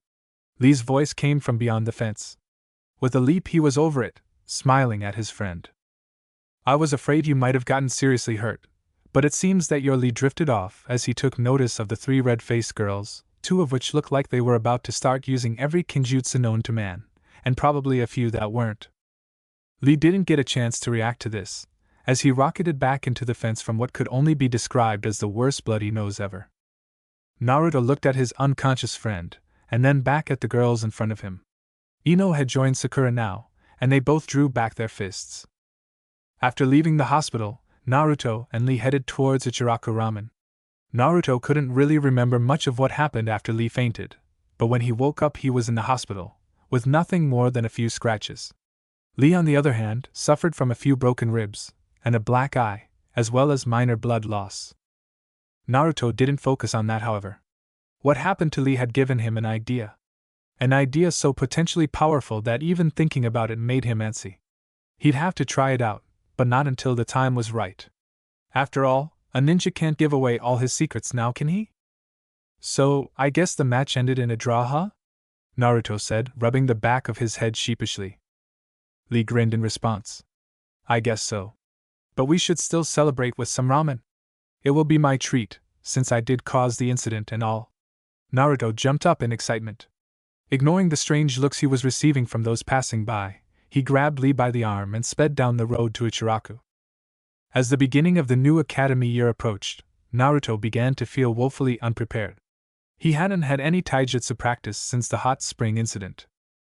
And while he had mastered his new secret move after some research, it still didn't make him feel like he was going to be ready for the last and supposedly toughest year of his ninja studies. He knew that Sakura would help him with the academic part, but what was he going to do without a training partner? He had even grown desperate enough to ask Sasuke if he'd be willing to spar with him on occasion. Sasuke, being his normal bright and cheery self, said he had better things to do before walking off. So here he was at his normal training grounds, with nothing to do. He'd already practiced his forms, and he had done a bit of shadow boxing, but without an opponent he knew he'd never really improve. Fortunately, his ninja skills had not dulled with the absence of taijutsu training. He easily picked up the sound of someone walking towards the training grounds. He assumed they weren't trying to hide their presence, given the crunching of leaves he could hear. He turned as he heard a gasp, and found himself looking at a distressed-looking Hinata Hyuga. Naruto was about to give her a normal, overly excited greeting, when he saw the look on her face and how red her eyes were. "Hinata, is something wrong?" he asked. Hinata's mind immediately went blank. She hadn't even been paying attention to where she was going. And to be here, alone with Naruto of all people. Finally shaking herself out of her daze, she managed a small smile. It's nothing, Naruto-kun, I'm fine." Naruto narrowed his eyes in thought. "Are you sure? It looks like you've been crying. If there's something wrong, you can tell me, Hinata." Hinata looked at the ground for a few moments. Without looking up, she began telling him what had happened. "I was training with my father today, to help me prepare for the last year at the academy. While we were training, I tripped and fell down. My father called me weak and told me he had no time to waste on a worthless girl like me." She could feel herself tearing up as his harsh words replayed themselves through her head, but struggled to keep from crying. She couldn't let Naruto think she was weak too. She didn't know what she'd do if that ever happened. She was saved from the thinking about it when she heard a growling sound. She looked up and saw something she'd never seen before, a very angry Naruto. He was actually growling, and from where she was standing, his eyes almost looked red. "That bastard! I'm gonna go kick his ass for talking to you like that," Naruto said, getting ready to jump out of the clearing. Hinata gasped. No one had ever called her father a bastard, especially not due to the way he treated his eldest child. "And Naruto-kun, you can't? My father is very strong, and he's the head of our clan. There's no way you could." She began to stammer off, fidgeting with her fingers. Naruto calmed down a little from the display. Although he didn't want to admit it, Hinata's unspoken words were true and he knew it. After all, If Hokage was the best ninja in the village, then a clan head must be the best ninja of the clan, right? At least that was his thoughts on the matter. If only he were stronger. And that's when it hit him. Hinata! I've got an idea. What if you trained with me from now on after class? He asked. My last training partner graduated last year, so he's too busy with missions to be able to train. This way we can both get stronger together. And then we'll make your dad eat his words. It was obviously a foolproof plan. In his own mind, Naruto could already see him and Hinata standing over her father's beaten form, victorious grins on their faces. Hinata felt as though time stopped. Naruto was asking her to train with him. She'd see him every day? It was almost like a dream come true. Biba Naruto-kun, I don't want to hold you back. Hinata could just see herself messing up during training, and the disappointed look that would be in Naruto's eyes just like her father's. The very thought was making her feel empty inside. Naruto noticed the look on her face, and walked up to her. He placed a hand on her shoulder, and looked directly in her eyes, not even noticing the blush that suddenly crossed her face with his close proximity. Hinata, there's no way you'd hold me back. I'd bet with you training me I'll become a better ninja in no time. We both will. I believe in you. And there it was. He believed she could help him, that together they could both become great ninjas. She smiled a real smile this time. She wasn't even blushing anymore, even though her heart was beating so fast it felt like it was going to burst through her chest. All right, Naruto-kun, I'd be happy to train with you, she said, without the trace of a stutter. Here it was at last, the final year of the academy. The final exam was only a couple months away. After this, the aspiring young ninjas would become genin, and take their first real step into the world of shinobi. And Naruto was ready to take that step. At least, he thought he was. His studying with Sakura kept his skills up to par, and his training with Lee and then Hinata had kept him physically fit and gave him a practical way to use his skills. Hinata, for her part, had really surprised him. He always knew she was a decent student, but he never really interacted with her much. She seemed really nervous around him for some reason. But after a couple of weeks, she seemed to become more comfortable with him. And it showed in the way she fought. Her movements were graceful, precise, and quick. It almost seemed to be the perfect counter for his almost sprawling type tactics. This in turn caused him to improve, his strikes becoming quicker and wasting less movement. It almost made him laugh when he thought back to when she said she might hold him back. He wasn't too proud to admit that her taijutsu was better than his, but he was catching up. His training with Lee had given him speed and strength, while his training with Hinata was giving him skill and finesse. So he felt confident that when the end of the year approached, he'd be one of the students walking out of the academy proudly wearing a leaf headband. How could he fail after all? He stood panting for breath as he stared across the training ground at Hinata. They were in yet another sparring session, and both the ninjas-to-be seemed winded. Hey Hinata, why don't we call it quits for today? It's getting kind of late, Naruto said. Personally, he could have gone on for a while longer yet, but Hinata looked like she was on her last legs. She would never say it, of course. Their first training sessions had almost ended disastrously when near the end Hinata collapsed from exhaustion. After that, Naruto had told her to tell him when she was getting tired, but the Hyuga still seemed intent on pushing herself. Are you sure, Naruto-kun? Hinata asked. Yeah. I'm getting kind of hungry anyways. He smiled, picking up his orange jacket which he had discarded earlier. Hey, I know. You want to get some ramen with me, Hinata? We never really do anything together except train. Naruto-kun wants to get food with me? Like a date? Hinata thought, her face turning red at the thought. Before Naruto even knew what happened, Hinata had fainted. Hinata? Naruto said, walking over to his friend. She seemed okay. Silly girl, you pushed yourself too hard again, he said with a sigh. He bent over and picked her up, carrying her bridal style. Now that I think about it, I don't really know where Hinata lives. What should I do? He shrugged. He didn't have many options. He could ask around, but the thought of what some of the villagers might do if they found him with an unconscious Hinata in his arms quickly squashed that line of thinking. Naruto, my friend, an enthusiastic voice called out. Naruto turned and was very narrowly able to avoid being run down by the one and only Rock Lee. He turned and looked at his friend with an exasperated expression on his face. Lee! Watch where you're going. You almost hit me, Naruto said. Lee's gleeful expression dropped to be replaced by one slightly more serious. My apologies, my friend. I was very excited to see you, and the flame of my youth burned out of control.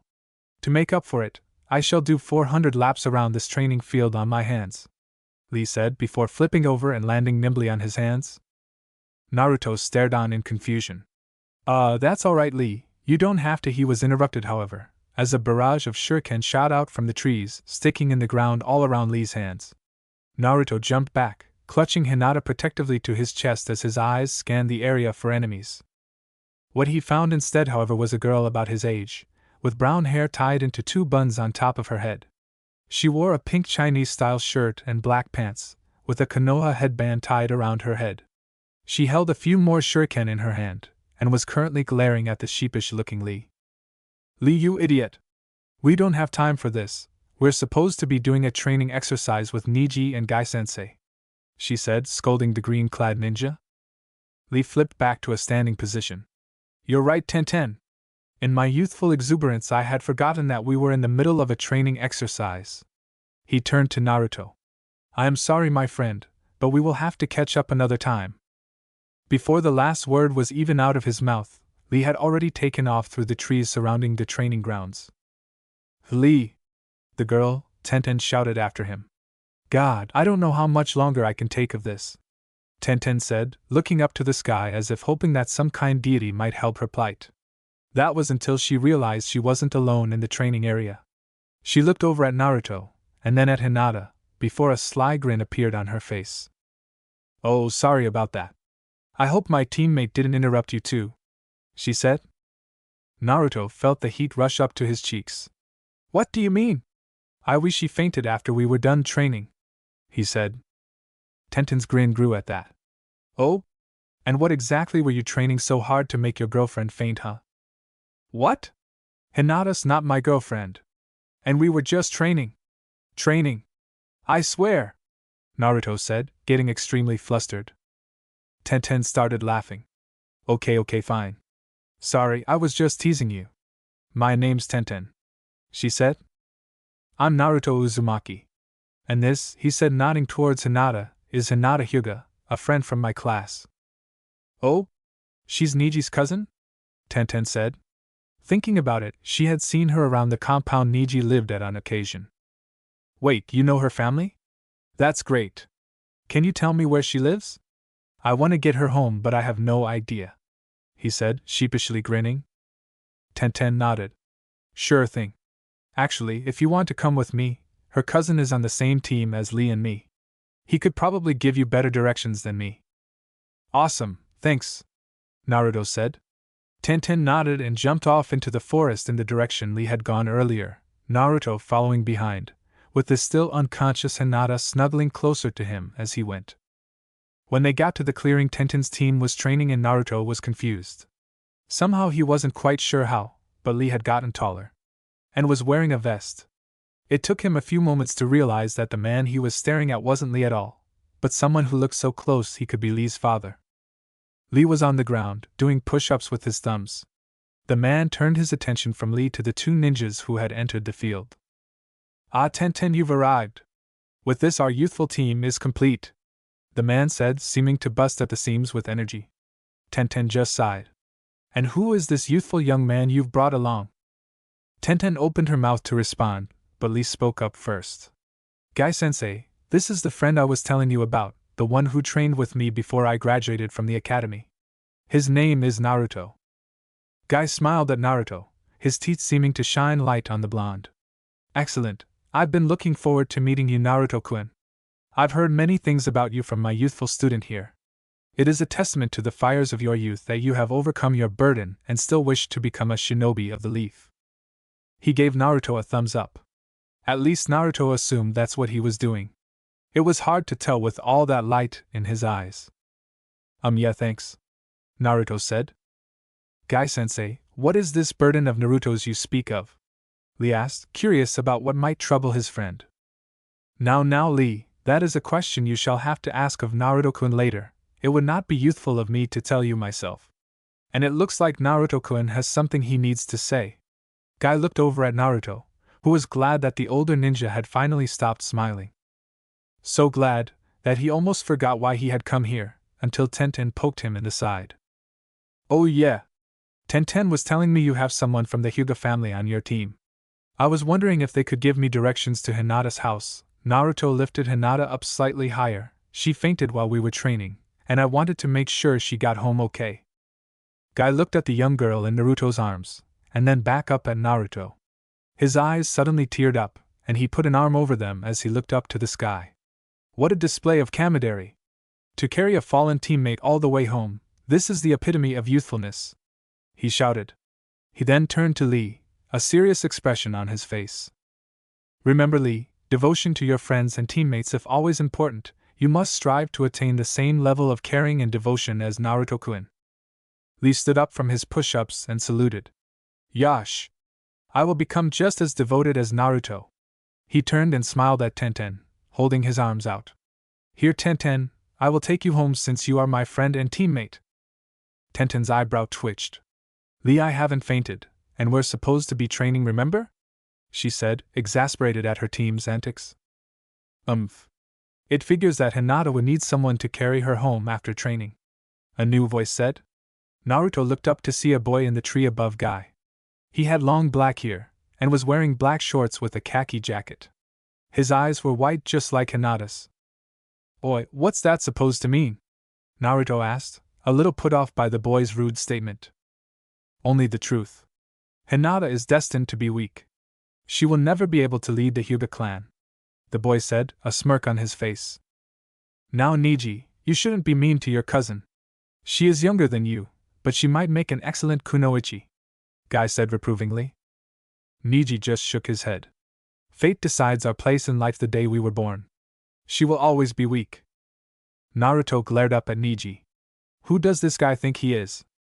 Look, could you just tell me where Hinata lives so I can take her home? Naruto said. Niji shrugged. If you must. I trust you know where the Hokage Tower is?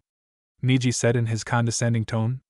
After Naruto nodded, glaring all the while, Niji continued.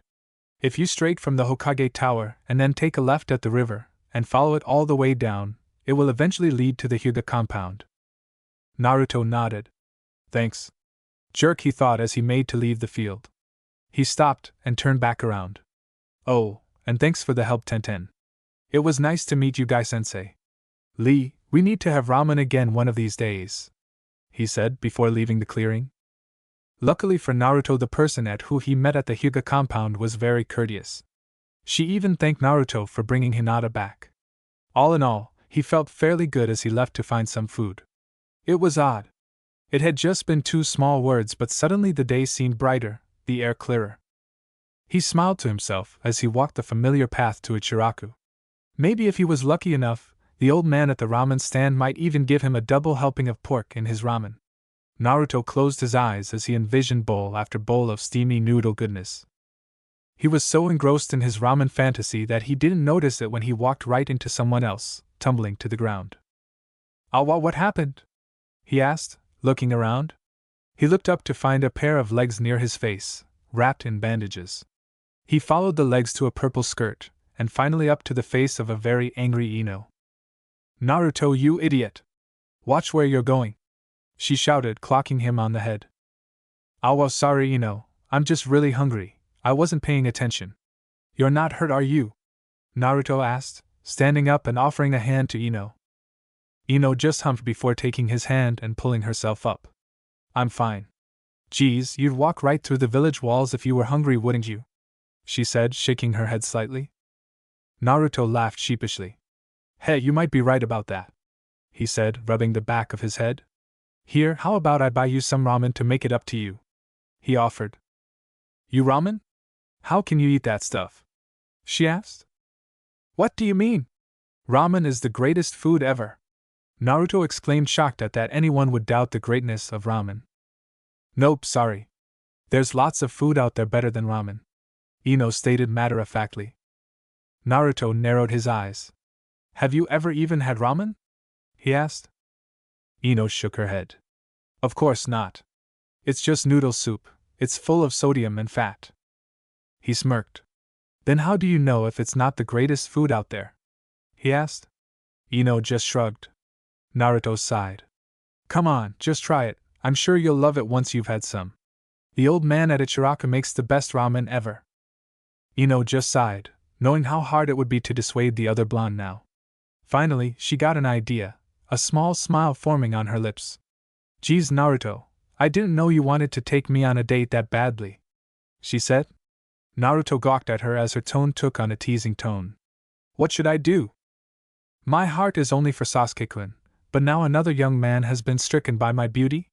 She said with a dramatic flair, placing the back of her hand to her forehead and looking up to the sky. Naruto blushed slightly. Oh come on Ino, I'm just offering since I knocked you down and well, now to prove that ramen tastes good. Ino laughed. Alright Naruto. I'll let you treat me to some ramen if it's that important to you, she said. He smiled. Great. I guarantee you'll like it Ino, he said, grabbing her hand and running down the path with Ino in tow. Naruto, slow down, Ino said as she was dragged along. When the two made it to the ramen stand, they were greeted by Itachi. My Naruto, she's a cute one. What does she see in a runt like you? The old man asked, causing both blondes to blush. It's not like that, old man. Ino's a friend from the academy and I'm trying to show her how great your ramen is, Naruto said. Itachi just laughed. Alright then. I guess I'd better make this a special order then. I can't let down my #1 customer, he said before turning to cook the food. Ino had finally shaken off her blush and smelled the food being prepared. She had to admit, it did smell good. So good her stomach gave off a small growl. She blushed and smiled sheepishly at Naruto. Sorry, I'm on a diet so I didn't have much for lunch, she said. Naruto made a face. Why are you on a diet? You almost look too skinny as it is. Besides, how are you gonna have the energy to practice your skills if you don't get enough to eat? Ino shook her head at the blonde. You wouldn't understand Naruto, she said. Naruto just shrugged and looked back at Itachi, who was pouring the broth over the noodles. He almost seemed ready to leap out of his seat as he waited for the food. After what seemed like an eternity, but was really only a few minutes, Itachi set a bowl of ramen in front of both the blondes. Naruto enthusiastically broke his chopstick apart. Itadakimasu, he exclaimed, digging into the food. Ino looked at the food. It didn't look too bad, and it smelled pretty good. She broke apart her chopsticks and took a couple noodles. She took a bite, chewing it over thoughtfully. Naruto stopped his feeding frenzy to look and see what she thought. Ino swallowed the food, and then hung her head. I can't believe it, it's delicious, she said. Naruto smiled. I told you so, he said, turning back to his own bowl and shoveling the noodles into his mouth. Ino stared at him for a second before she grabbed his arm, causing him to stop. Listen, Naruto, when you're eating with a lady, you shouldn't just shovel the food down your throat. Take your time so you don't get it all over the place, she said. Naruto swallowed the food in his mouth and nodded. Sorry, Ino. He placed his bowl on the counter and ever so carefully picked up a single noodle, before placing it in his mouth and chewing it very slowly. After a few seconds, he made a big show of swallowing, before dabbing at his face with a napkin. Is that better? He asked, grinning mischievously. Ino burst out laughing at the over-the-top acting. Geez, Naruto, you know what I meant. You wouldn't want to eat like that in front of Sakura. She'd kick your butt all the way to the village gates, she said, smiling at him. Naruto laughed.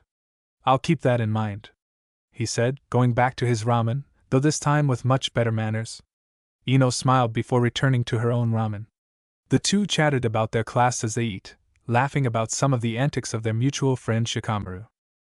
After they were done, they walked together, still chatting happily. When they finally came to an intersection, Ino turned and smiled at him. Well, my home is this way. Thanks for the food, Naruto. I must admit ramen is better than I thought it was. Always happy to help someone realize the greatness of ramen, he said. Ino laughed. Yep, I'll have to let you treat me again sometime. Though next time you want a date, just ask instead of bowling me over, okay? She said, winking at him, before turning around and heading towards her house. Naruto just stood there for a few seconds, before laughing to himself and shaking his head. He wasn't quite ready to go back to his apartment yet. There wasn't anything to do there except sleep and eat, and since he had already eaten and wasn't tired yet, he decided to go for a walk around the village. The sun was beginning to set, giving the sky an orange glow. He stopped and looked at the Hokage mountain, once again making his silent affirmation that one day his face would be up there. He continued his walk, ignoring the occasional glare from the villagers. He found himself near a small lake. He looked over it for a few moments, admiring the way the lake reflected the last rays of light for the day. He shook himself from his sightseeing, and noticed something else. Sitting at the edge of the lake was Sasuke. He looked angry, as always, staring off into the depths of the lake. Seeming to feel eyes on him, he looked up and stared at Naruto, before glaring and turning away to contemplate whatever it was he found so interesting about the lake. Naruto shrugged. Sasuke always seemed to be like this anymore. Every now and then he'd seem to cheer up, but it'd only last for a few seconds at most before he went right back to his sullen attitude. He was about to walk away, but he decided he finally had to know why. Turning around, he made his way down the small incline to where Sasuke was brooding. "Hey Sasuke. How's it going?" Naruto asked. Sasuke gave him a brief glance before turning back to the lake. "What do you want, Dobe?" he replied. Naruto just sighed. "Come on, Sasuke. What's wrong? I mean, we've never been well, friends, I guess. But I thought we were kinda like, I don't know, friendly rivals or something? But anymore all you seem to do is scowl and be angry." Sasuke was silent. Naruto stared at him, before sitting down beside him, staring off into the distance. They sat like that for a few minutes, the only sound being that of an occasional fish splashing in the lake. "You really want to know, Dobe?" Sasuke finally said, his voice tinted with anger. Naruto turned and saw Sasuke was glaring at him. He nodded his head. "My family was killed. Everyone I ever knew or cared about was killed by the person I was closest to. He killed my mother, my father, everyone. And then he made me watch. And he told me to run away, and to hate him. And I do. And one day, I'm going to find him, and I'm going to kill him. That's what's wrong with me, you idiot. I don't have time for friends or your childish pranks or your happy attitude. I have to get stronger so I can avenge my family." It was probably the most Sasuke had ever said to him at one time. Sasuke himself seemed surprised at his outburst, closing his mouth so tightly that it appeared as a thin line. Sasuke Naruto was at a loss for words. He'd heard about the Uchiha massacre, of course. It was all over the town for months after it had happened. Heck, some of the more deranged villagers had even said that he was the cause of it. Still though, Sasuke, I know it must hurt. I mean, I never knew my family, but I bet it's worse to have happy memories of them and then have them taken away. He felt his voice starting to crack, but he plowed on. But I don't think your family would want to see you like this. And you don't have to be a friendless bastard in order to get strong. Look at the Hokage. He's the strongest person in the village, and he's friendly to just about everyone." Sasuke looked pensive, before he snorted and turned back to the lake. "What would you know, Dobe?" he said. "I know that you're never gonna become strong sitting here staring at a lake. Or on your own. You'll need the help of people who care about you," Naruto said, standing up and dusting his pants off. "I want to help you, Sasuke. But if all you want to do is sit there and be angry, there's nothing I can do, but I'll always be around if you need anything. Even if it's just someone to spar with," Naruto said with a smile. He turned and started walking back up the incline to the road, but he could have sworn that as he left, he had seen Sasuke smirk. "Nah, had to have been my imagination," he thought to himself, heading back to his home. The final year passed quickly. The students were kept fairly busy, both with sharpening their skills for the final exam, and with Naruto. As the year dragged on, the blonde ninja to be seemed to be at the center of more and more pranks, often assisted by his on-again off-again friends Shikamaru, Chuji, or Kiba. There were times when Iruka almost demanded that the Hokage supply aspirin to the academy teachers. Then Naruto pulled off his prank of the century. Nobody was quite sure how he did it without anyone noticing. The Hokage monument was visible from practically any point in the village, so how Naruto was able to paint on each of the 4 faces without anybody noticing was a feat all on its own. But it didn't stop there. He then ran through the village, leading 2 Chunin on a merry little chase, constantly giving them the slip before being chased by some more. Iruka had finally caught the little troublemaker hiding behind a cloth made to blend in with the surrounding fence line. He dragged him back to class, flabbergasted at how much trouble his student was able to cause, before the day had even really began. Honestly, Naruto, what were you thinking? Iruka asked, exhausted with the blonde's antics. Ah, come on, Iruka sensei. Making it look like old man Hokage was staring down at the bathhouse with a perverted look on his face is hilarious. Naruto replied, a wide grin on his face. The rest of the class laughed, causing his grin to grow even wider. Iruka just sighed.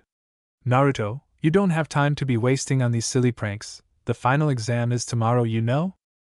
Naruto stuck his tongue out at Iruka. I'll be fine, thanks to Sakura-chan I've got all the basics down. Iruka felt his eye twitching. Oh really? Alright then, fine. Everyone line up, we're gonna have a surprise exam, he said. The class groaned in response, the majority glaring at Naruto. They went down the list, each student performing a passable henge of Iruka. Naruto's turn was coming up, right after Sasuke. He knew he had to get Iruka back for this. After all, it had just been a small prank to lighten everyone's spirits. There was no reason to make the entire class mad at him for it. Of course, there was that one jutsu he had been saving for a special occasion. Uzumaki Naruto, Iruka said. Naruto stepped up to the front of the room. He looked straight at Iruka, before grinning at his teacher and making the ram hand seal. Oh god, this won't end well, Iruka thought as Naruto was enveloped in smoke. How's this, Iruka sensei? A high-pitched silky voice asked from the smoke. As the smoke cleared, Iruka felt his eyes start to bug out. His student had just transformed from a shrimpy little boy to a very sexy, very naked girl with her long blonde hair and pigtails. She looked at him for a second before kissing her finger and winking at him. And that was all Iruka could take before he felt himself lose consciousness. Naruto poofed back to his normal self, clutching his sides and laughing at his teacher. I can't believe you fell for that, Iruka sensei. How do you like my Oreo no Jutsu? He asked, still laughing. His laughter suddenly died out, however, when he felt an oppressive force around him. He almost felt paralyzed, but summoned the strength to turn around to where the feeling was coming from. Standing behind him was Sakura and Ino, and behind them were the rest of the girls in the class, with the exception of Hinata, who had also passed out when Iruka sensei did. Ino was cracking her knuckles and Sakura held up a fist, shaking in anger. Naruto, she said through gritted teeth. She finally pulled back and slugged him in the face. You pervert! She shouted, as the rest of the girls joined in, clawing and slapping the defenseless boy. Shikamaru looked on, shaking his head. How troublesome! Naruto was grumbling to himself as he scrubbed at the paint on the monument. He was covered in scratches, his clothes were torn, and still Iruka was making him clean up. No one in this village can take a joke, he thought to himself. Iruka sighed as he watched Naruto scrub at the paint. He had to admit, the boy was surprising. It had taken a lot of talent to pull this off. But still, he wanted to get home at some point. Hey Naruto, hurry it up, will you? It's gonna be dark soon, he said from his spot on top the second Hokage's head. Naruto just looked up at him. So? I don't have a curfew or anything. There's no one waiting for me at home. I could take all night if I wanted. Normally he didn't try to talk back to Iruka, but he was feeling decidedly surly over the whole ordeal. Ouch. Iruka thought. He sometimes forgot that Naruto was an orphan. He felt a little bad, looking down as his student scrubbed. Finally, he got an idea to encourage him. Hey Naruto, he called, grabbing the blonde's attention again. If you hurry up and get this cleaned off, I'll treat you to some ramen, he said, rubbing the bridge of his nose as though he was embarrassed. There was a few moments of silence, causing him to look down. Naruto was staring up at him. Iruka could almost literally see the stars in his eyes. Free ramen? Heck yeah! I'll have this place sparkling in no time, he said, cleaning the paint with renewed vigor. Iruka laughed. There was never a dull moment with Naruto around. The sun was just beginning to set when Naruto had washed off the last of the paint. He stood up and stretched, heaving a sigh after all the work he'd done, and had to subsequently undo. Iruka smiled at him. Good work, Naruto. Now how about we go get that ramen? He said. Naruto smiled back, and nodded. The two started walking away from the monument, when a ninja in a Anbu mask appeared before them. Iruka-san, I have been instructed to escort Naruto Uzumaki to the Hokage, the Anbu said. Iruka's face set in confusion. But why? Naruto was already punished for defacing the monument, he said. The Anbu shook his head. I do not know. The Hokage merely asked me to bring the boy to him, he replied. Iruka sighed. Well, Naruto, it looks like we're gonna have to postpone the ramen, he said. Noticing the depressed look in the boy's eyes, he quickly added, but we'll get some tomorrow after you pass the exam. It'll be a celebration, he said, smiling and ruffling Naruto's hair. Naruto smiled back. All right, Iruka-sensei, I'll see you tomorrow, he said before walking with the man from Anbu towards the Hokage tower. The Anbu lead Naruto to the Hokage's office, knocking on the door twice before saying, Lord Hokage, I have brought Naruto Uzumaki as you requested. He waited for a moment, before they heard a muffled send him in. The Anbu opened the door, and Naruto walked into the office. What's up, old man? Naruto asked, smiling cheerfully at the Hokage.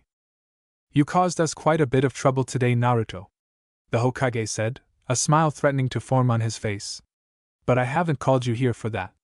I need to speak with you about something very important. You may want to have a seat, it might take a while, he said, indicating a chair in front of the desk. Naruto looked perplexed but sat down, and prepared himself for whatever it was the Hokage had to tell him. The next day dawned much too early for Naruto, who had hardly slept after his talk with the Hokage. He still couldn't believe what the old man had said. He had felt confused, hurt, even slightly betrayed. However, if what the Hokage had told him was true, it also explained a lot. He took a quick shower, and while he let his ramen soak in hot water, he grabbed it and a pair of disposable chopsticks, heading out the door. Today was definitely one day he did not want to be late. Eating the ramen as fast as he could, he walked towards the academy. When he got there, he could feel the excitement coming off the other students. This was it, the day they left their childhood behind, and became full-fledged ninjas of the Leaf Village. Some were confident, some were anxious, but all were just waiting to finally get their hands on that headband. Iruka walked into the room, and waited for the class to quiet down. All right, class, this is it. Today you'll take your first real steps into the world of shinobi. Today we'll be testing you on different abilities. When I call your name, please follow me into the next room where Mizuki-sensei and I will grade your performance. If you pass, you'll get one of these, he said, pointing at the headband he was wearing, and become an official Leaf Shinobi. With that, he called the first student, Shino Aburame. Naruto felt himself starting to tense up as each student was called. He'd be one of the last, which suited him just fine. He had to calm himself down if he was gonna be able to do anything for the exam.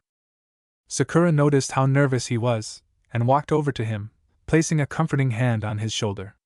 Calm down, Naruto, you're gonna do fine, she said, seeming to read his mind. He smiled at her gratefully, before the smile turned into an impish smirk. Really? How about a kiss for good luck? He said. Sakura just rolled her eyes and laughed. Keep dreaming, she said. Iruka came back in and called her name.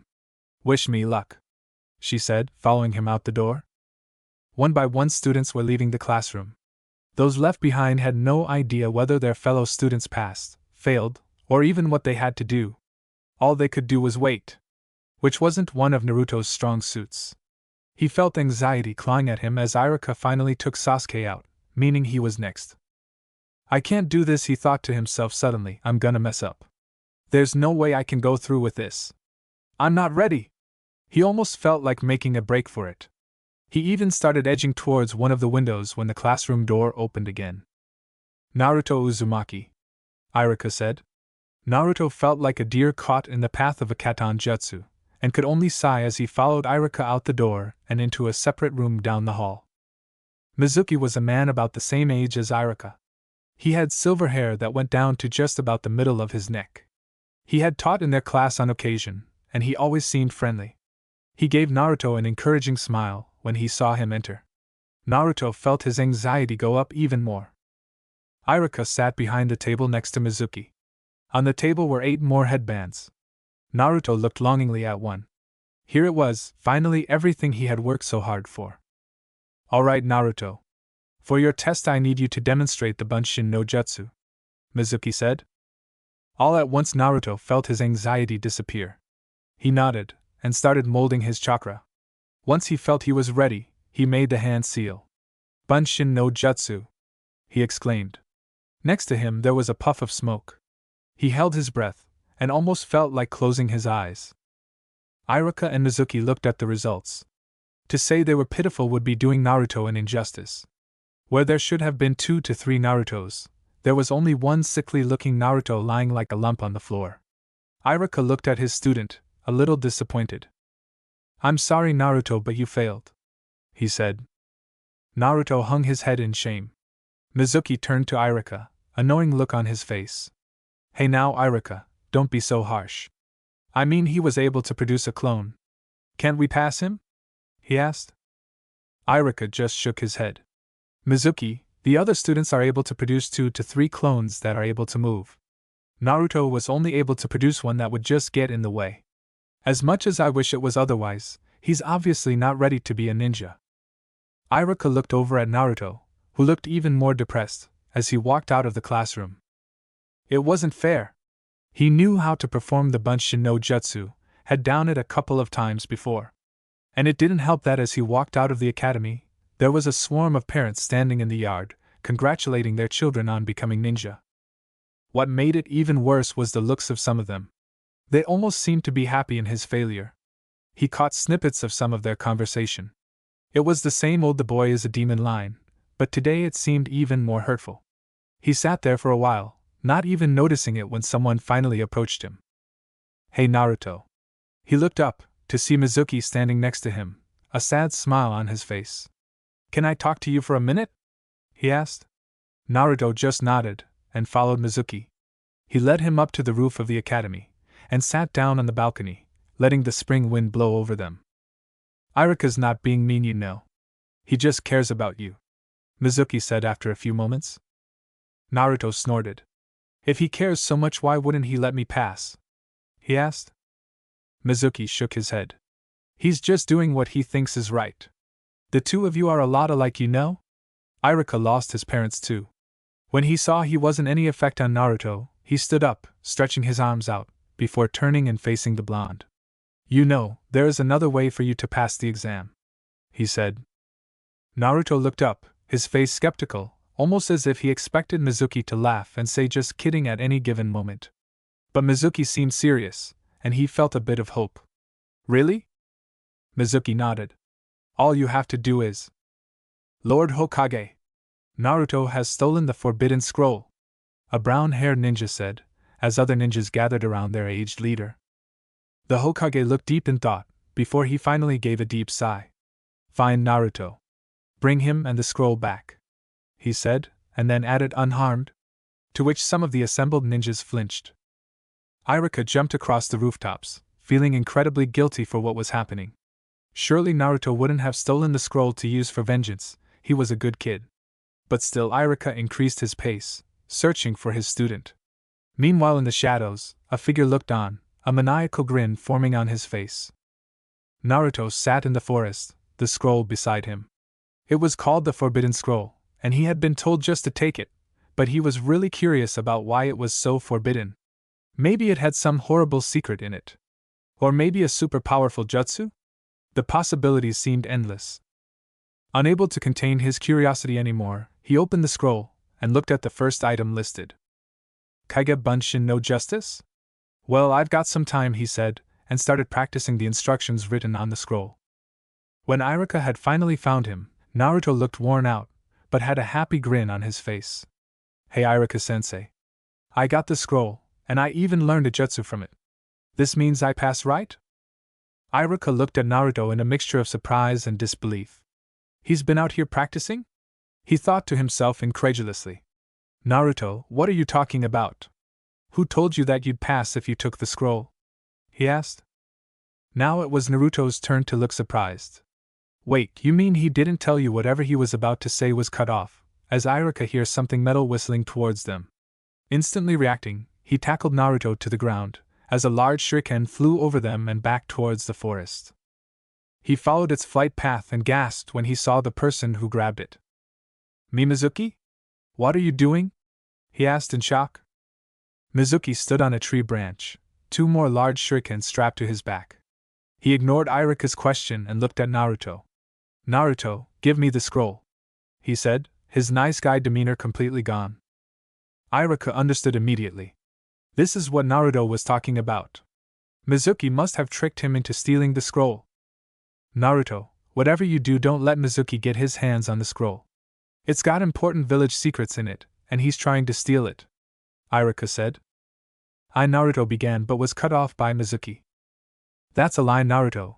Irika's just afraid of what you'll do with the scroll. He doesn't want you to have it. What are you saying, Mizuki?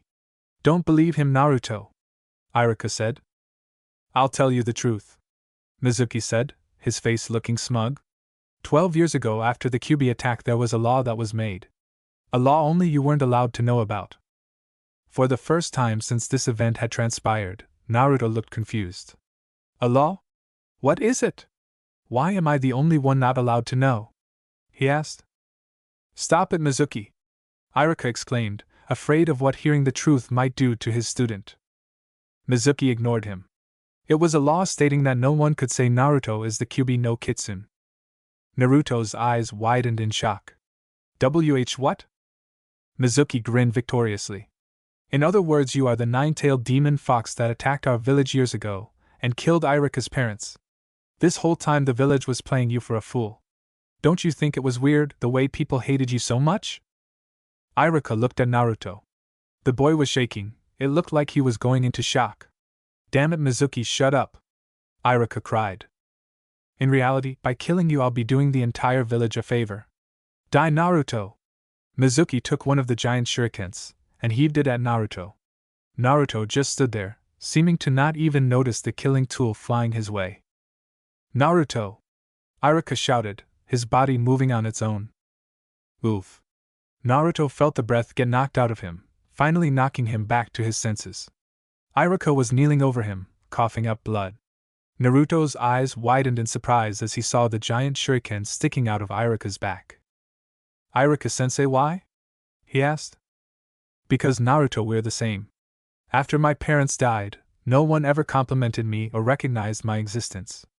I started goofing off in class, anything I could do just to get attention. But it was lonely. Right. You've felt it too. I'm sorry. I should have been there for you more. Irika coughed again, more blood spilling out of his mouth. Naruto narrowed his eyes and started to stand up. Irika's lying! Mizuki shouted from the treetops, another giant shuriken in his hand. He just wants to get the scroll from you. Shut up, Naruto said, glaring at Mizuki. Mizuki looked on in shock as Naruto took the scroll off his back, laying it before Irika. Don't let anything happen to this, okay, Irika-sensei? He said before returning his attention to Mizuki. I don't care what you say. I don't even care if I am the Kyuubi, or if the entire village hates me. If I am the Kyuubi, then I've got a lot to make up for. But if I'm not, then I'll just prove it to the village. And I'll start by taking out trash like you, Naruto shouted. He reached into the pouch at his leg and threw 4 kunai straight at Mizuki, who leapt out of the trees throwing the second shuriken at Naruto. Naruto dodged to the side, letting the shuriken get lodged into a tree behind him. I can't believe I'm gonna have to do this. But it looks like things aren't going according to plan, so Naruto said before he made a different seal than the ones he was taught in the academy. Kage Bunshin no Jutsu, he shouted, before the area was filled with smoke. It quickly dissipated, revealing a literal army of Narutos, all grinning evilly at Mizuki. You shouldn't have hurt Irika-sensei. Alright boys, let's get him, Naruto called, as the other Narutos called out their own battle cries before charging the traitorous ninja. Mizuki just stood in shock as the clones advanced on him, before he was overwhelmed by a tide of Narutos. Irika just stood on in amazement, having removed the shuriken from his back. Naruto was ruthlessly pummeling Mizuki. Finally, after a few minutes the clones were dispelled, and a very beaten Mizuki was left lying in the field before a single Naruto. Naruto turned to Irika, grinning sheepishly with a hand behind his head. Heh, I think I kinda overdid it, he said. The pure absurdity of the statement caused Irika to laugh. This was classic Naruto. He had just stopped a traitor from stealing one of their village's most precious items, in the most extreme way imaginable. Naruto, come over here for a moment and close your eyes, Iruka said. Naruto looked confused, but stepped in front of Iruka with his eyes closed. He felt something on his forehead, and then Iruka said, "All right, go ahead and open your eyes, Naruto." He opened his eyes and looked at Iruka. His headband was missing, and he realized what it was he was feeling around his head. Iruka just smiled at him. "Congratulations, Naruto, you passed," he said. Naruto felt his eyes tear up, and he threw his arms around Iruka, hugging him and saying thank you over and over again. Iruka just laughed, ruffling Naruto's hair. "All right, Naruto, now how about I treat you to some ramen to celebrate?" he said. Naruto looked at him. "Actually, Iruka-sensei, I think we should get your wound looked at first. And I think we need to return the scroll to the Hokage, plus he owes me an explanation," Naruto said, his eyes narrowing slightly. Iruka looked troubled. "Look, Naruto. About what Mizuki said? You're not the Kyuubi no Kitsune. I can't say any more than that, but I'm sure the Hokage will tell you." Naruto blinked at Iruka and laughed slightly. "Oh, I'm not worried about that. I'm just wondering where the jounin is that the old man told me would be here to pick up the traitor," he said. Iruka stared at Naruto, silent for almost a minute before screaming, "What?" The pair stood before the Hokage, after having Iruka's wound looked at and bandaged. The Hokage had his crystal ball on his desk, and he looked troubled. "Naruto," the Hokage began to say, but was cut off by the person in question. "Hey, old man? What happened out there? You told me that once I'd made contact with whoever was trying to steal the scroll, there'd be a jounin to arrest him. Iruka-sensei got hurt because of it." Naruto seemed quite angry about the whole ordeal. "Yes, the jounin in question is being punished right now. He has a bad habit of being late. Hopefully this may teach him a lesson, but on to more important matters." He threw a book at Naruto, clocking him on the head. "I told you not to actually open the scroll, you brat." "Well, I was bored waiting for Mizuki to show up. Besides, I only learned one jutsu," Naruto screamed back, sticking his tongue out at the Hokage. Iruka looked between the two, very confused. "Lord Hokage, would you mind explaining what exactly happened tonight?" The Hokage calmed down and gave Iruka a small smile. "I'm sorry, Iruka, of course I'd be more than happy to explain. A few days ago someone made an attempt to steal the forbidden scroll.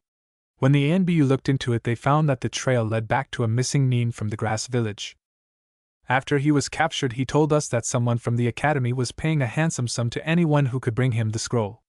Of course, whoever it was very careful and did not give away anything about their identity. So I asked Naruto here to help me find the traitor. Everyone knows that Naruto basically always has access to the Hokage's tower. So I asked Naruto to purposefully fail the genin exam to see if anyone would approach him about it. When Mizuki offered Naruto the chance of a make-up exam by stealing the scroll, he came right to me. Of course, we had to be sure it was Mizuki, so I had Naruto take the scroll to where they were supposed to meet. I had also dispatched a jounin to apprehend the traitor once he showed up. However, the jounin didn't make it in time and it fell onto Naruto to stop him. Which he did admirably, even if it was with a jutsu from the scroll I told him specifically not to open." The Hokage smiled at Naruto, who this time had the grace to look at least a little guilty. Iruka still looked confused. Lord Hokage, not to question your plan or anything, but wouldn't it have been wiser to give Naruto a fake scroll? I mean, what if Mizuki had actually gotten away with it?" The Hokage blinked at Iruka, looking as if the man had just told a caveman how to make fire. Finally, the Hokage grinned, slightly embarrassed. "I didn't think about that," he said, causing Iruka to face fault. The Hokage's face grew serious again. "Now, Naruto, about what Mizuki told you in the forest. I'm sorry I kept it a secret from you, but I wanted you to live a happy life." "Oh, my life has been all sunshine and rosebushes if you couldn't tell, old man," Naruto said, rolling his eyes. The Hokage shook his head. "When the Kyuubi attacked us 12 years ago, we couldn't find a way to kill it. The fourth Hokage, however, discovered that he could seal the demon into a newborn child. You were that child, Naruto. That seal on your stomach is the prison that keeps the Kyuubi away. The sealing process took the fourth's life. His final decree was that you were to be treated as a hero, as the savior of the village. However, when people learned that you had the Kyuubi inside you, they became afraid. Their fear made them ignorant to the fact that you were an innocent child, and they demanded your death. So I made it a law that no one could talk about what really happened, and that no one was allowed to call you a demon. I thought that at least might protect you from the newer generation." The Hokage looked saddened at the memories. Naruto placed a hand on his stomach. "So you mean I've got the fiercest demon in the world locked up inside of me?" he asked. The Hokage nodded. Naruto stood there for a second, before a small smile crept on his face. "How great is that? I've been protecting this village since the day I was born." He seemed to get more excited at the thought. "Just you wait, old man. With this kind of record, your job is as good as mine," Naruto exclaimed, pointing at the Hokage. The Hokage just stared at Naruto, before he started chuckling, which slowly built into a full-blown laugh. He wiped a tear away from his eye. "I have no doubt about that, Naruto. But for now, why don't you and Iruka go get some rest? You still have a lot of work to do before you're assigned to your genin squad," he said. Iruka and Naruto nodded, and left the room. The Hokage stood up and stared out the window for a second. "You can come in now," he said. A silver-haired man walked into the Hokage's office, slightly nervous. His headband was worn at a slant, covering one of his eyes, and he had a blue mask covering the bottom half of his face. "Yes, Hokage-sama?" he said. "About your punishment, Kakashi." Although Kakashi couldn't see it for sure, he was positive the Hokage had an evil grin on his face. Man, what a week! Naruto thought to himself as he walked towards the academy. It had indeed been a crazy week for the blonde ninja. First there was the setup to trap Mizuki, in which he gained an awesome new ability. Then, he spent the day teaching the Hokage's grandson, a boy named Konohamaru. Heck, he'd even invented a new jutsu on the spot, a deadly combination of his Oryoke and Kagebun Shinjutsus, that he swore would never be revealed in front of a kunoichi. He didn't want to die quite yet, to defeat the boy's pompous instructor Ebisu. Now here he was. It was finally time to be assigned to his genin squad. As long as he didn't get stuck with any of the extreme Sasuke fangirls, he wasn't really too picky about which team he was on. Still, I hope Sakura-chan or Hinata is on my team.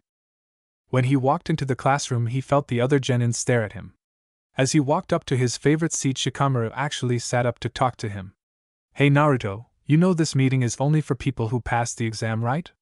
he asked. Naruto just smiled. He pointed a thumb to the headband he now wore. "Take a look, Shikamaru. I passed, I just had to do a little extra credit." He made a victory sign with his hand. Shikamaru just shrugged, muttered something that sounded suspiciously close to how troublesome, and went back to his semi-asleep pose. Naruto kept smiling, and made his way up to the seat next to Sasuke. Sasuke was in his usual don't bother me pose. He did, however, spare Naruto a curious glance, and seemed to smile just slightly when he saw the Hittite around his head. Naruto nodded to him, before taking his seat, waiting for Iruka to show up and announce the teams. "Naruto?" He heard a familiar voice from behind. He turned around and saw Sakura and Ino staring at him. Naruto smiled and was about to greet the pair, when Sakura suddenly hit him on the top of his head. "Oh, what was that for?" Naruto asked, nursing the area she just hit. Sakura started shaking. "You jerk," she said, her voice almost a whisper. "You just disappeared after the exam.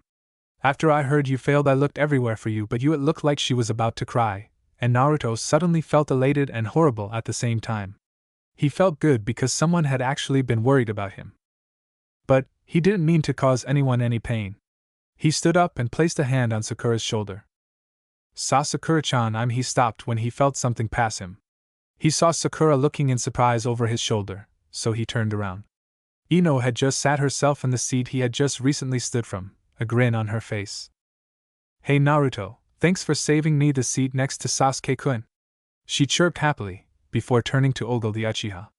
Naruto stood there flabbergasted, while Sakura just glared at her friend/rival. "I know, pig. Get away from Sasuke-kun. I got here first," she said, shoving Naruto to the side and standing over Ino, who simply stuck her tongue out at her pink-haired friend. As their screaming match started, Sasuke's face took on a "why god why" expression. Naruto grinned at him, annoying Sasuke a little. "You think this is funny, dope?" he asked. Naruto laughed. "Only that you look pained to have two cute kunoichi fighting over the right to sit next to you." he said, not noticing the blush that graced the faces of both Ino and Sakura. Sasuke grunted. Please. All these girls do is sit around and bicker about which one is going to marry me. They're always chasing me around asking me to eat lunch with them, or trying to get me to go out with them. It's annoying, he said. Naruto looked thoughtful for a moment, before looking at Sasuke straight in the eyes. In a very matter-of-fact tone, he asked, Sasuke, are you into guys? All the chatter in the classroom died down immediately. Sasuke shivered slightly as he felt all the attention in the room focus on him.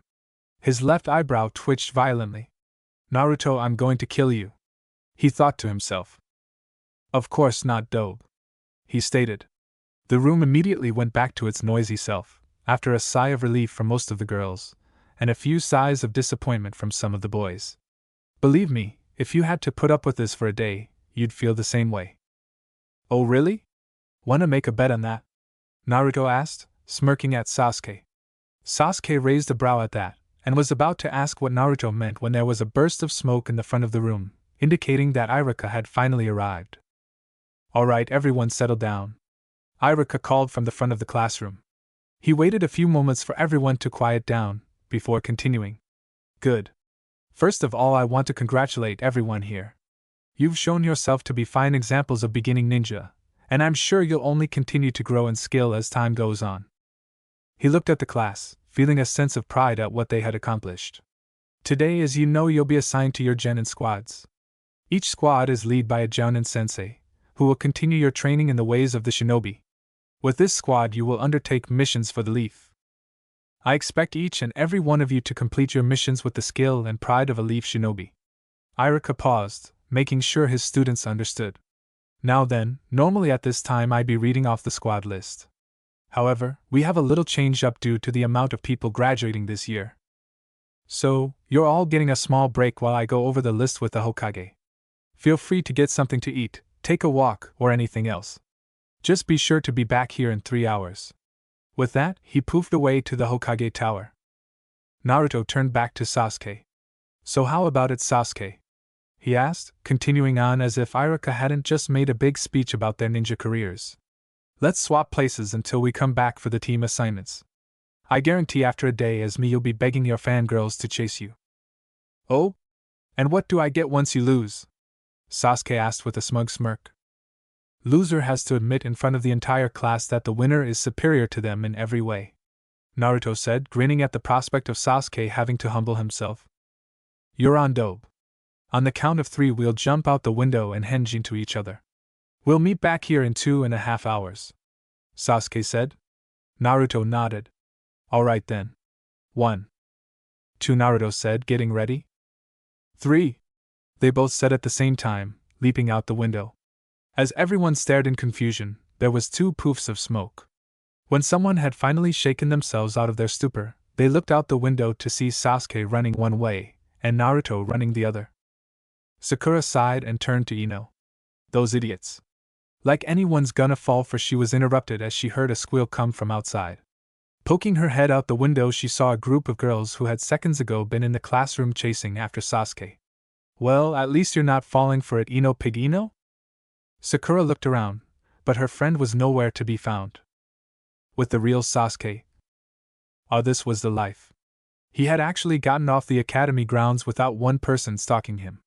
He was actually able to just walk through the town without having to duck into alleyways to lose a fangirl or 2. Though he did find it odd that people in the village were still staring at him. His henge was perfect. He'd even managed to keep a smile on his face to act more like the loud-mouthed blonde. It had to be the orange clothing, he finally decided. How could people not stare at someone who'd wear a full bright orange ensemble? His stomach gave off a growl, reminding him that he was a bit hungry. He found it kind of hard to eat breakfast each morning. His house was just so empty. He only ever wanted to get out of there as quickly as possible. Shrugging, he decided to stop at a nearby tea stand. It wasn't anything a bowl of soup and rice couldn't cure. As he sat down at the stand, he noticed the 2 older ladies who had been sipping at their cups of tea stand up stiffly, before walking off. He shrugged to himself, and waited patiently for the man behind the counter to take his order. And he waited. And waited. He waited some more just for good measure. After 5 whole minutes of the man pointedly ignoring him, he finally decided to try and get his attention. "Excuse me, I'd like to order some food," he said, slightly confused at the treatment he was receiving. The tea stand owner turned and looked at him menacingly.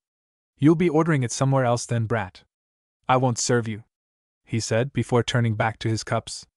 Sasuke felt his eyes widen slightly in surprise. What did this guy have against Naruto? Did the blonde pull a prank on him or something? "Look, I just want some red bean soup and a cup of tea," Sasuke said. His eyes widened and he ducked as a teacup went sailing over his head. "I don't think you heard me. I will not serve a demon at this stand," the man said, readying another teacup to emphasize his point. Sasuke jumped away from the stand in shock.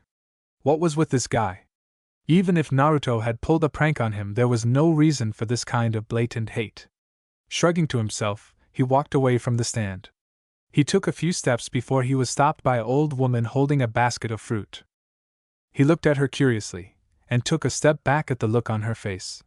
She was smiling, but her smile held no mirth to it. Instead, it held back a kind of manic craze. "So the little demon boy is hungry, is he? Then how about some nice fruit?"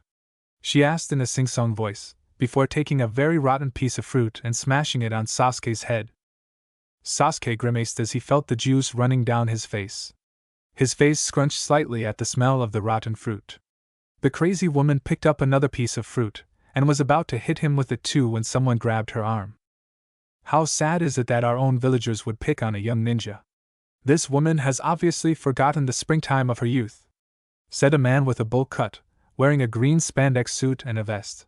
The woman glared at him, before pulling her arm out of his grasp. She spit at Sasuke's feet, and then ran off. The man looked after her for a second, before turning to look at Sasuke. "Are you alright, Naruto-kun?" the man asked. He was obviously an acquaintance of Naruto's, but Sasuke had no idea who he was. "I'm fine," he said, still slightly shocked over what had happened. Was this what Naruto went through every day? Why would people treat him like this? It was insane. What could he have done to warrant such hatred? Naruto looked troubled to Guy. The poor boy. He tries so hard to make the best of things, but these riffraffs still treat him like trash. Then he got an idea. "I know, Naruto-kun. Why don't you come train with Lee and me? We were just about to begin our morning laps around Konoha. Your youthful exuberance would be most welcome," he said, smiling at Sasuke with a thumbs up. Sasuke blinked in confusion. Thanks, but I've only got a couple hours before I have to be back at the academy for team assignments," and he was cut off as Guy grabbed his arm and started to drag him along. "Excellent. It should only take us an hour or so to complete 200 laps. Let's be on our way then." One of Sasuke's eyes started twitching violently, and he couldn't help but wonder how Naruto was faring on their bet. With Naruto. This was great. It was nice to actually have people looking at him with something other than hatred for once. He had to admit, it was kind of hard to shake the fangirls, but once he had done that, things had gone great. Everyone he passed was looking at him, not with hate, but with a mixture of respect and pity. While he could do without the pity, it was definitely a step up from the usual glares. Sakura grinned as the explosion went off. Just like Sasuke had thought, Kakashi used a quick Kawarimi jutsu to avoid it, leaving a charred log in his place. Which is exactly why she had lined the surrounding area with traps. She waited patiently till she heard another explosion, and Kakashi appeared back in the field. This was the cue she was waiting for, and she made a few hand seals. Kakashi's eyes widened as Naruto and Sasuke appeared in front of him. They both had kunai out. Sasuke jumped up, trying to kick Kakashi in the face. Kakashi caught Sasuke's leg easily, but had to let go and turn to the side as Naruto attempted an axe kick. This was surprising. The two of them had apparently decided to work together. Of course, they'd left Sakura out, so they still failed, but he was interested to see how they planned on getting the bells. Sasuke crouched down, attempting to sweep Kakashi's legs out from underneath him. Kakashi jumped up and grabbed the fist that Naruto threw at him, using his own momentum to throw him towards Sasuke. Naruto smiled as he stretched out an arm. Sasuke stepped to the side, grabbing Naruto's arm and turning with the force of his projection, launching him back even faster towards Kakashi.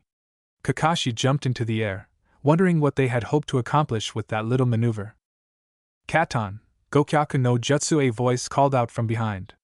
Kakashi turned just in time to see a large fireball soaring towards him, coming from another Sasuke.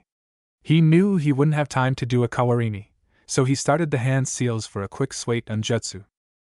He paused, however, when the fireball exploded, revealing 3 Narutos who tackled him to the ground.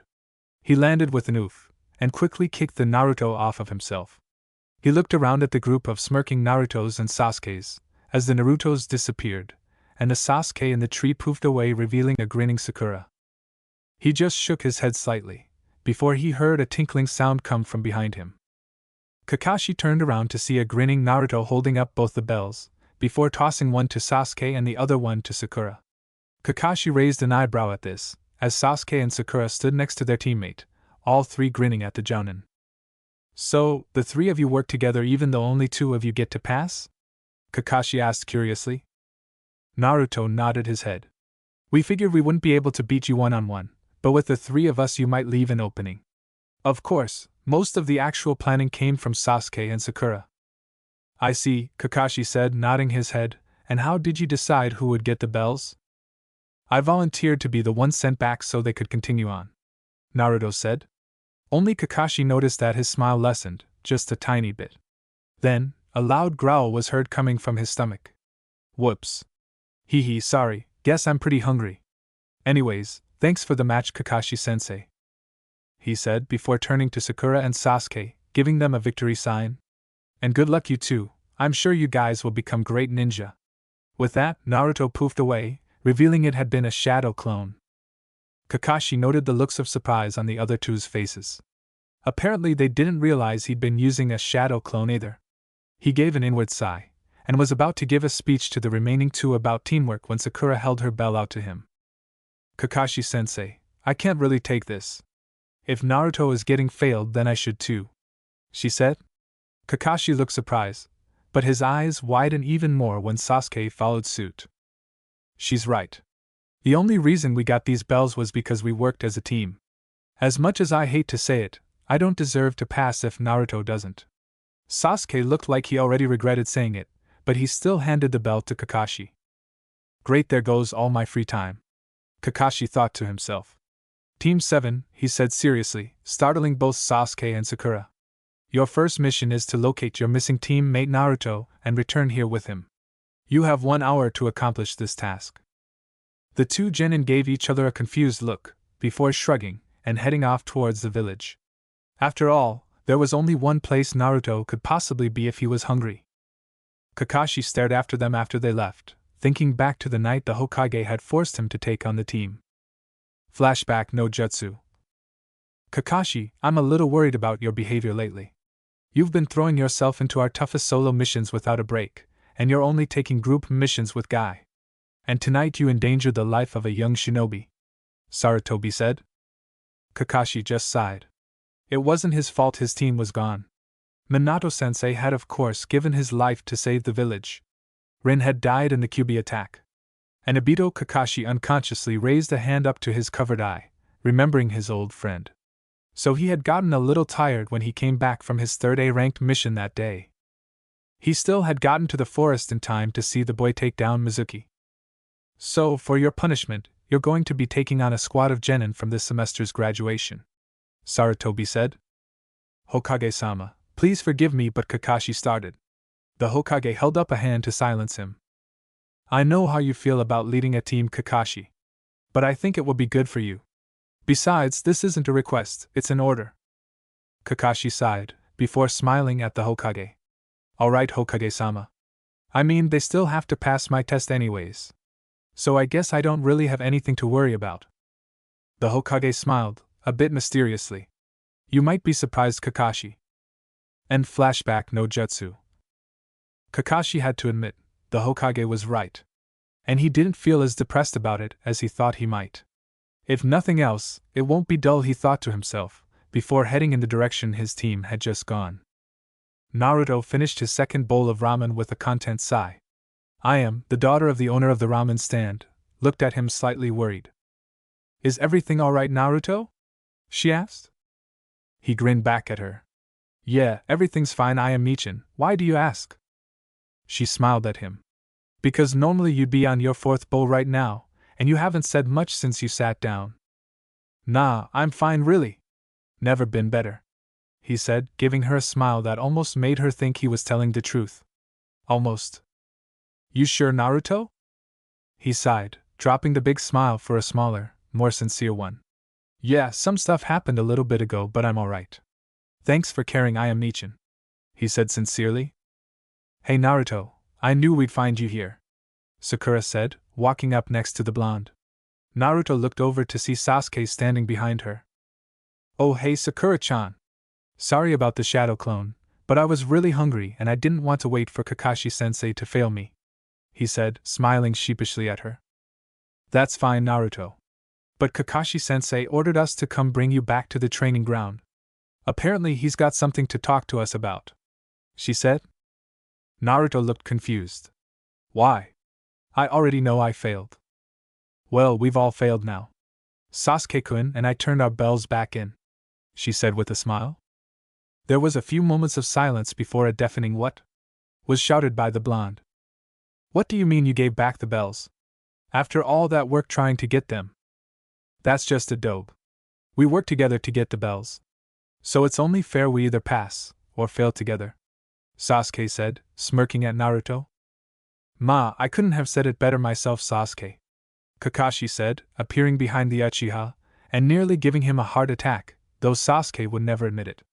Sorry, I decided I'd just tag along with you guys so I didn't have to wait. Naruto, Sasuke, Sakura. The three looked at him as Kakashi smiled at them.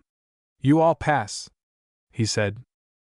Once again the looks of confusion graced the faces of the three shinobi. But Kakashi-sensei, I never got a bell, Naruto said. The bells were never the true goal of the test, Naruto. They were actually there to create trouble within the team. 3 people but only 2 bells of course meant that no matter what one person was going to fail. Normally, students would work either entirely on their own or even against each other, trying to make sure one of the bells was theirs. Kakashi's face became serious. What they never seemed to understand is that we placed genin in 3-man squads for a reason. It's so that way you can watch out for each other, and help each other, use your skills together. I've got to say, out of all the teams I've ever given the bell test to, you're the only ones who seem to get the fact that it would take teamwork to really get the job done. He smiled at them again. So, it was all basically just a trick then to see if we'd be willing to put aside ourselves for the good of the mission? Sakura asked. Kakashi shook his head. Not just that, but also to care about each other. Even though Naruto had helped you and Sasuke get the bells, I was still going to fail you before you both returned your bells. You realized that it was a team effort, and as such you should be rewarded or disciplined as a team. You didn't just leave Naruto to suffer through another year at the academy. It's like a close friend of mine once said. Those who break the rules are trash, but those who abandon their friends are even worse than trash. Kakashi nodded at the look of understanding on their faces. Naruto almost seemed to be bouncing with joy, while Sasuke smirked and Sakura had a very Naruto-esque smile on her faces. So Team 7, I expect you all to report at the Hokage's tower by 8 o'clock tomorrow morning for your first mission. Naruto jumped up, laughing and throwing a fist in the air. He grabbed Sakura in a tight hug and started spinning her around, saying we did it. All the while, drawing strange looks from people nearby. Naruto, Sakura said, laughing as she was spun around. Put me down. I'm getting dizzy. Naruto blinked and stopped, setting his friend down and smiling at her sheepishly. Tuchi and I who had been witnessing the entire thing, laughed. Alright, how about a free bowl of ramen for the 3 of you to celebrate? Tuchi asked, causing another cheer from Naruto. Kakashi smiled at the scene, before leaping up to the rooftops as he went to let the Hokage know his team passed. He had a feeling the Hokage would be laughing the entire time. Thanks for watching this video. If you really enjoyed this video, like, subscribe, and comment down below, and turn on that bell notification. Don't forget to support and follow the Fox of Miracles for writing that awesome fanfic, and also make sure to comment on this story, link in the description. See you in the next video. Goodbye.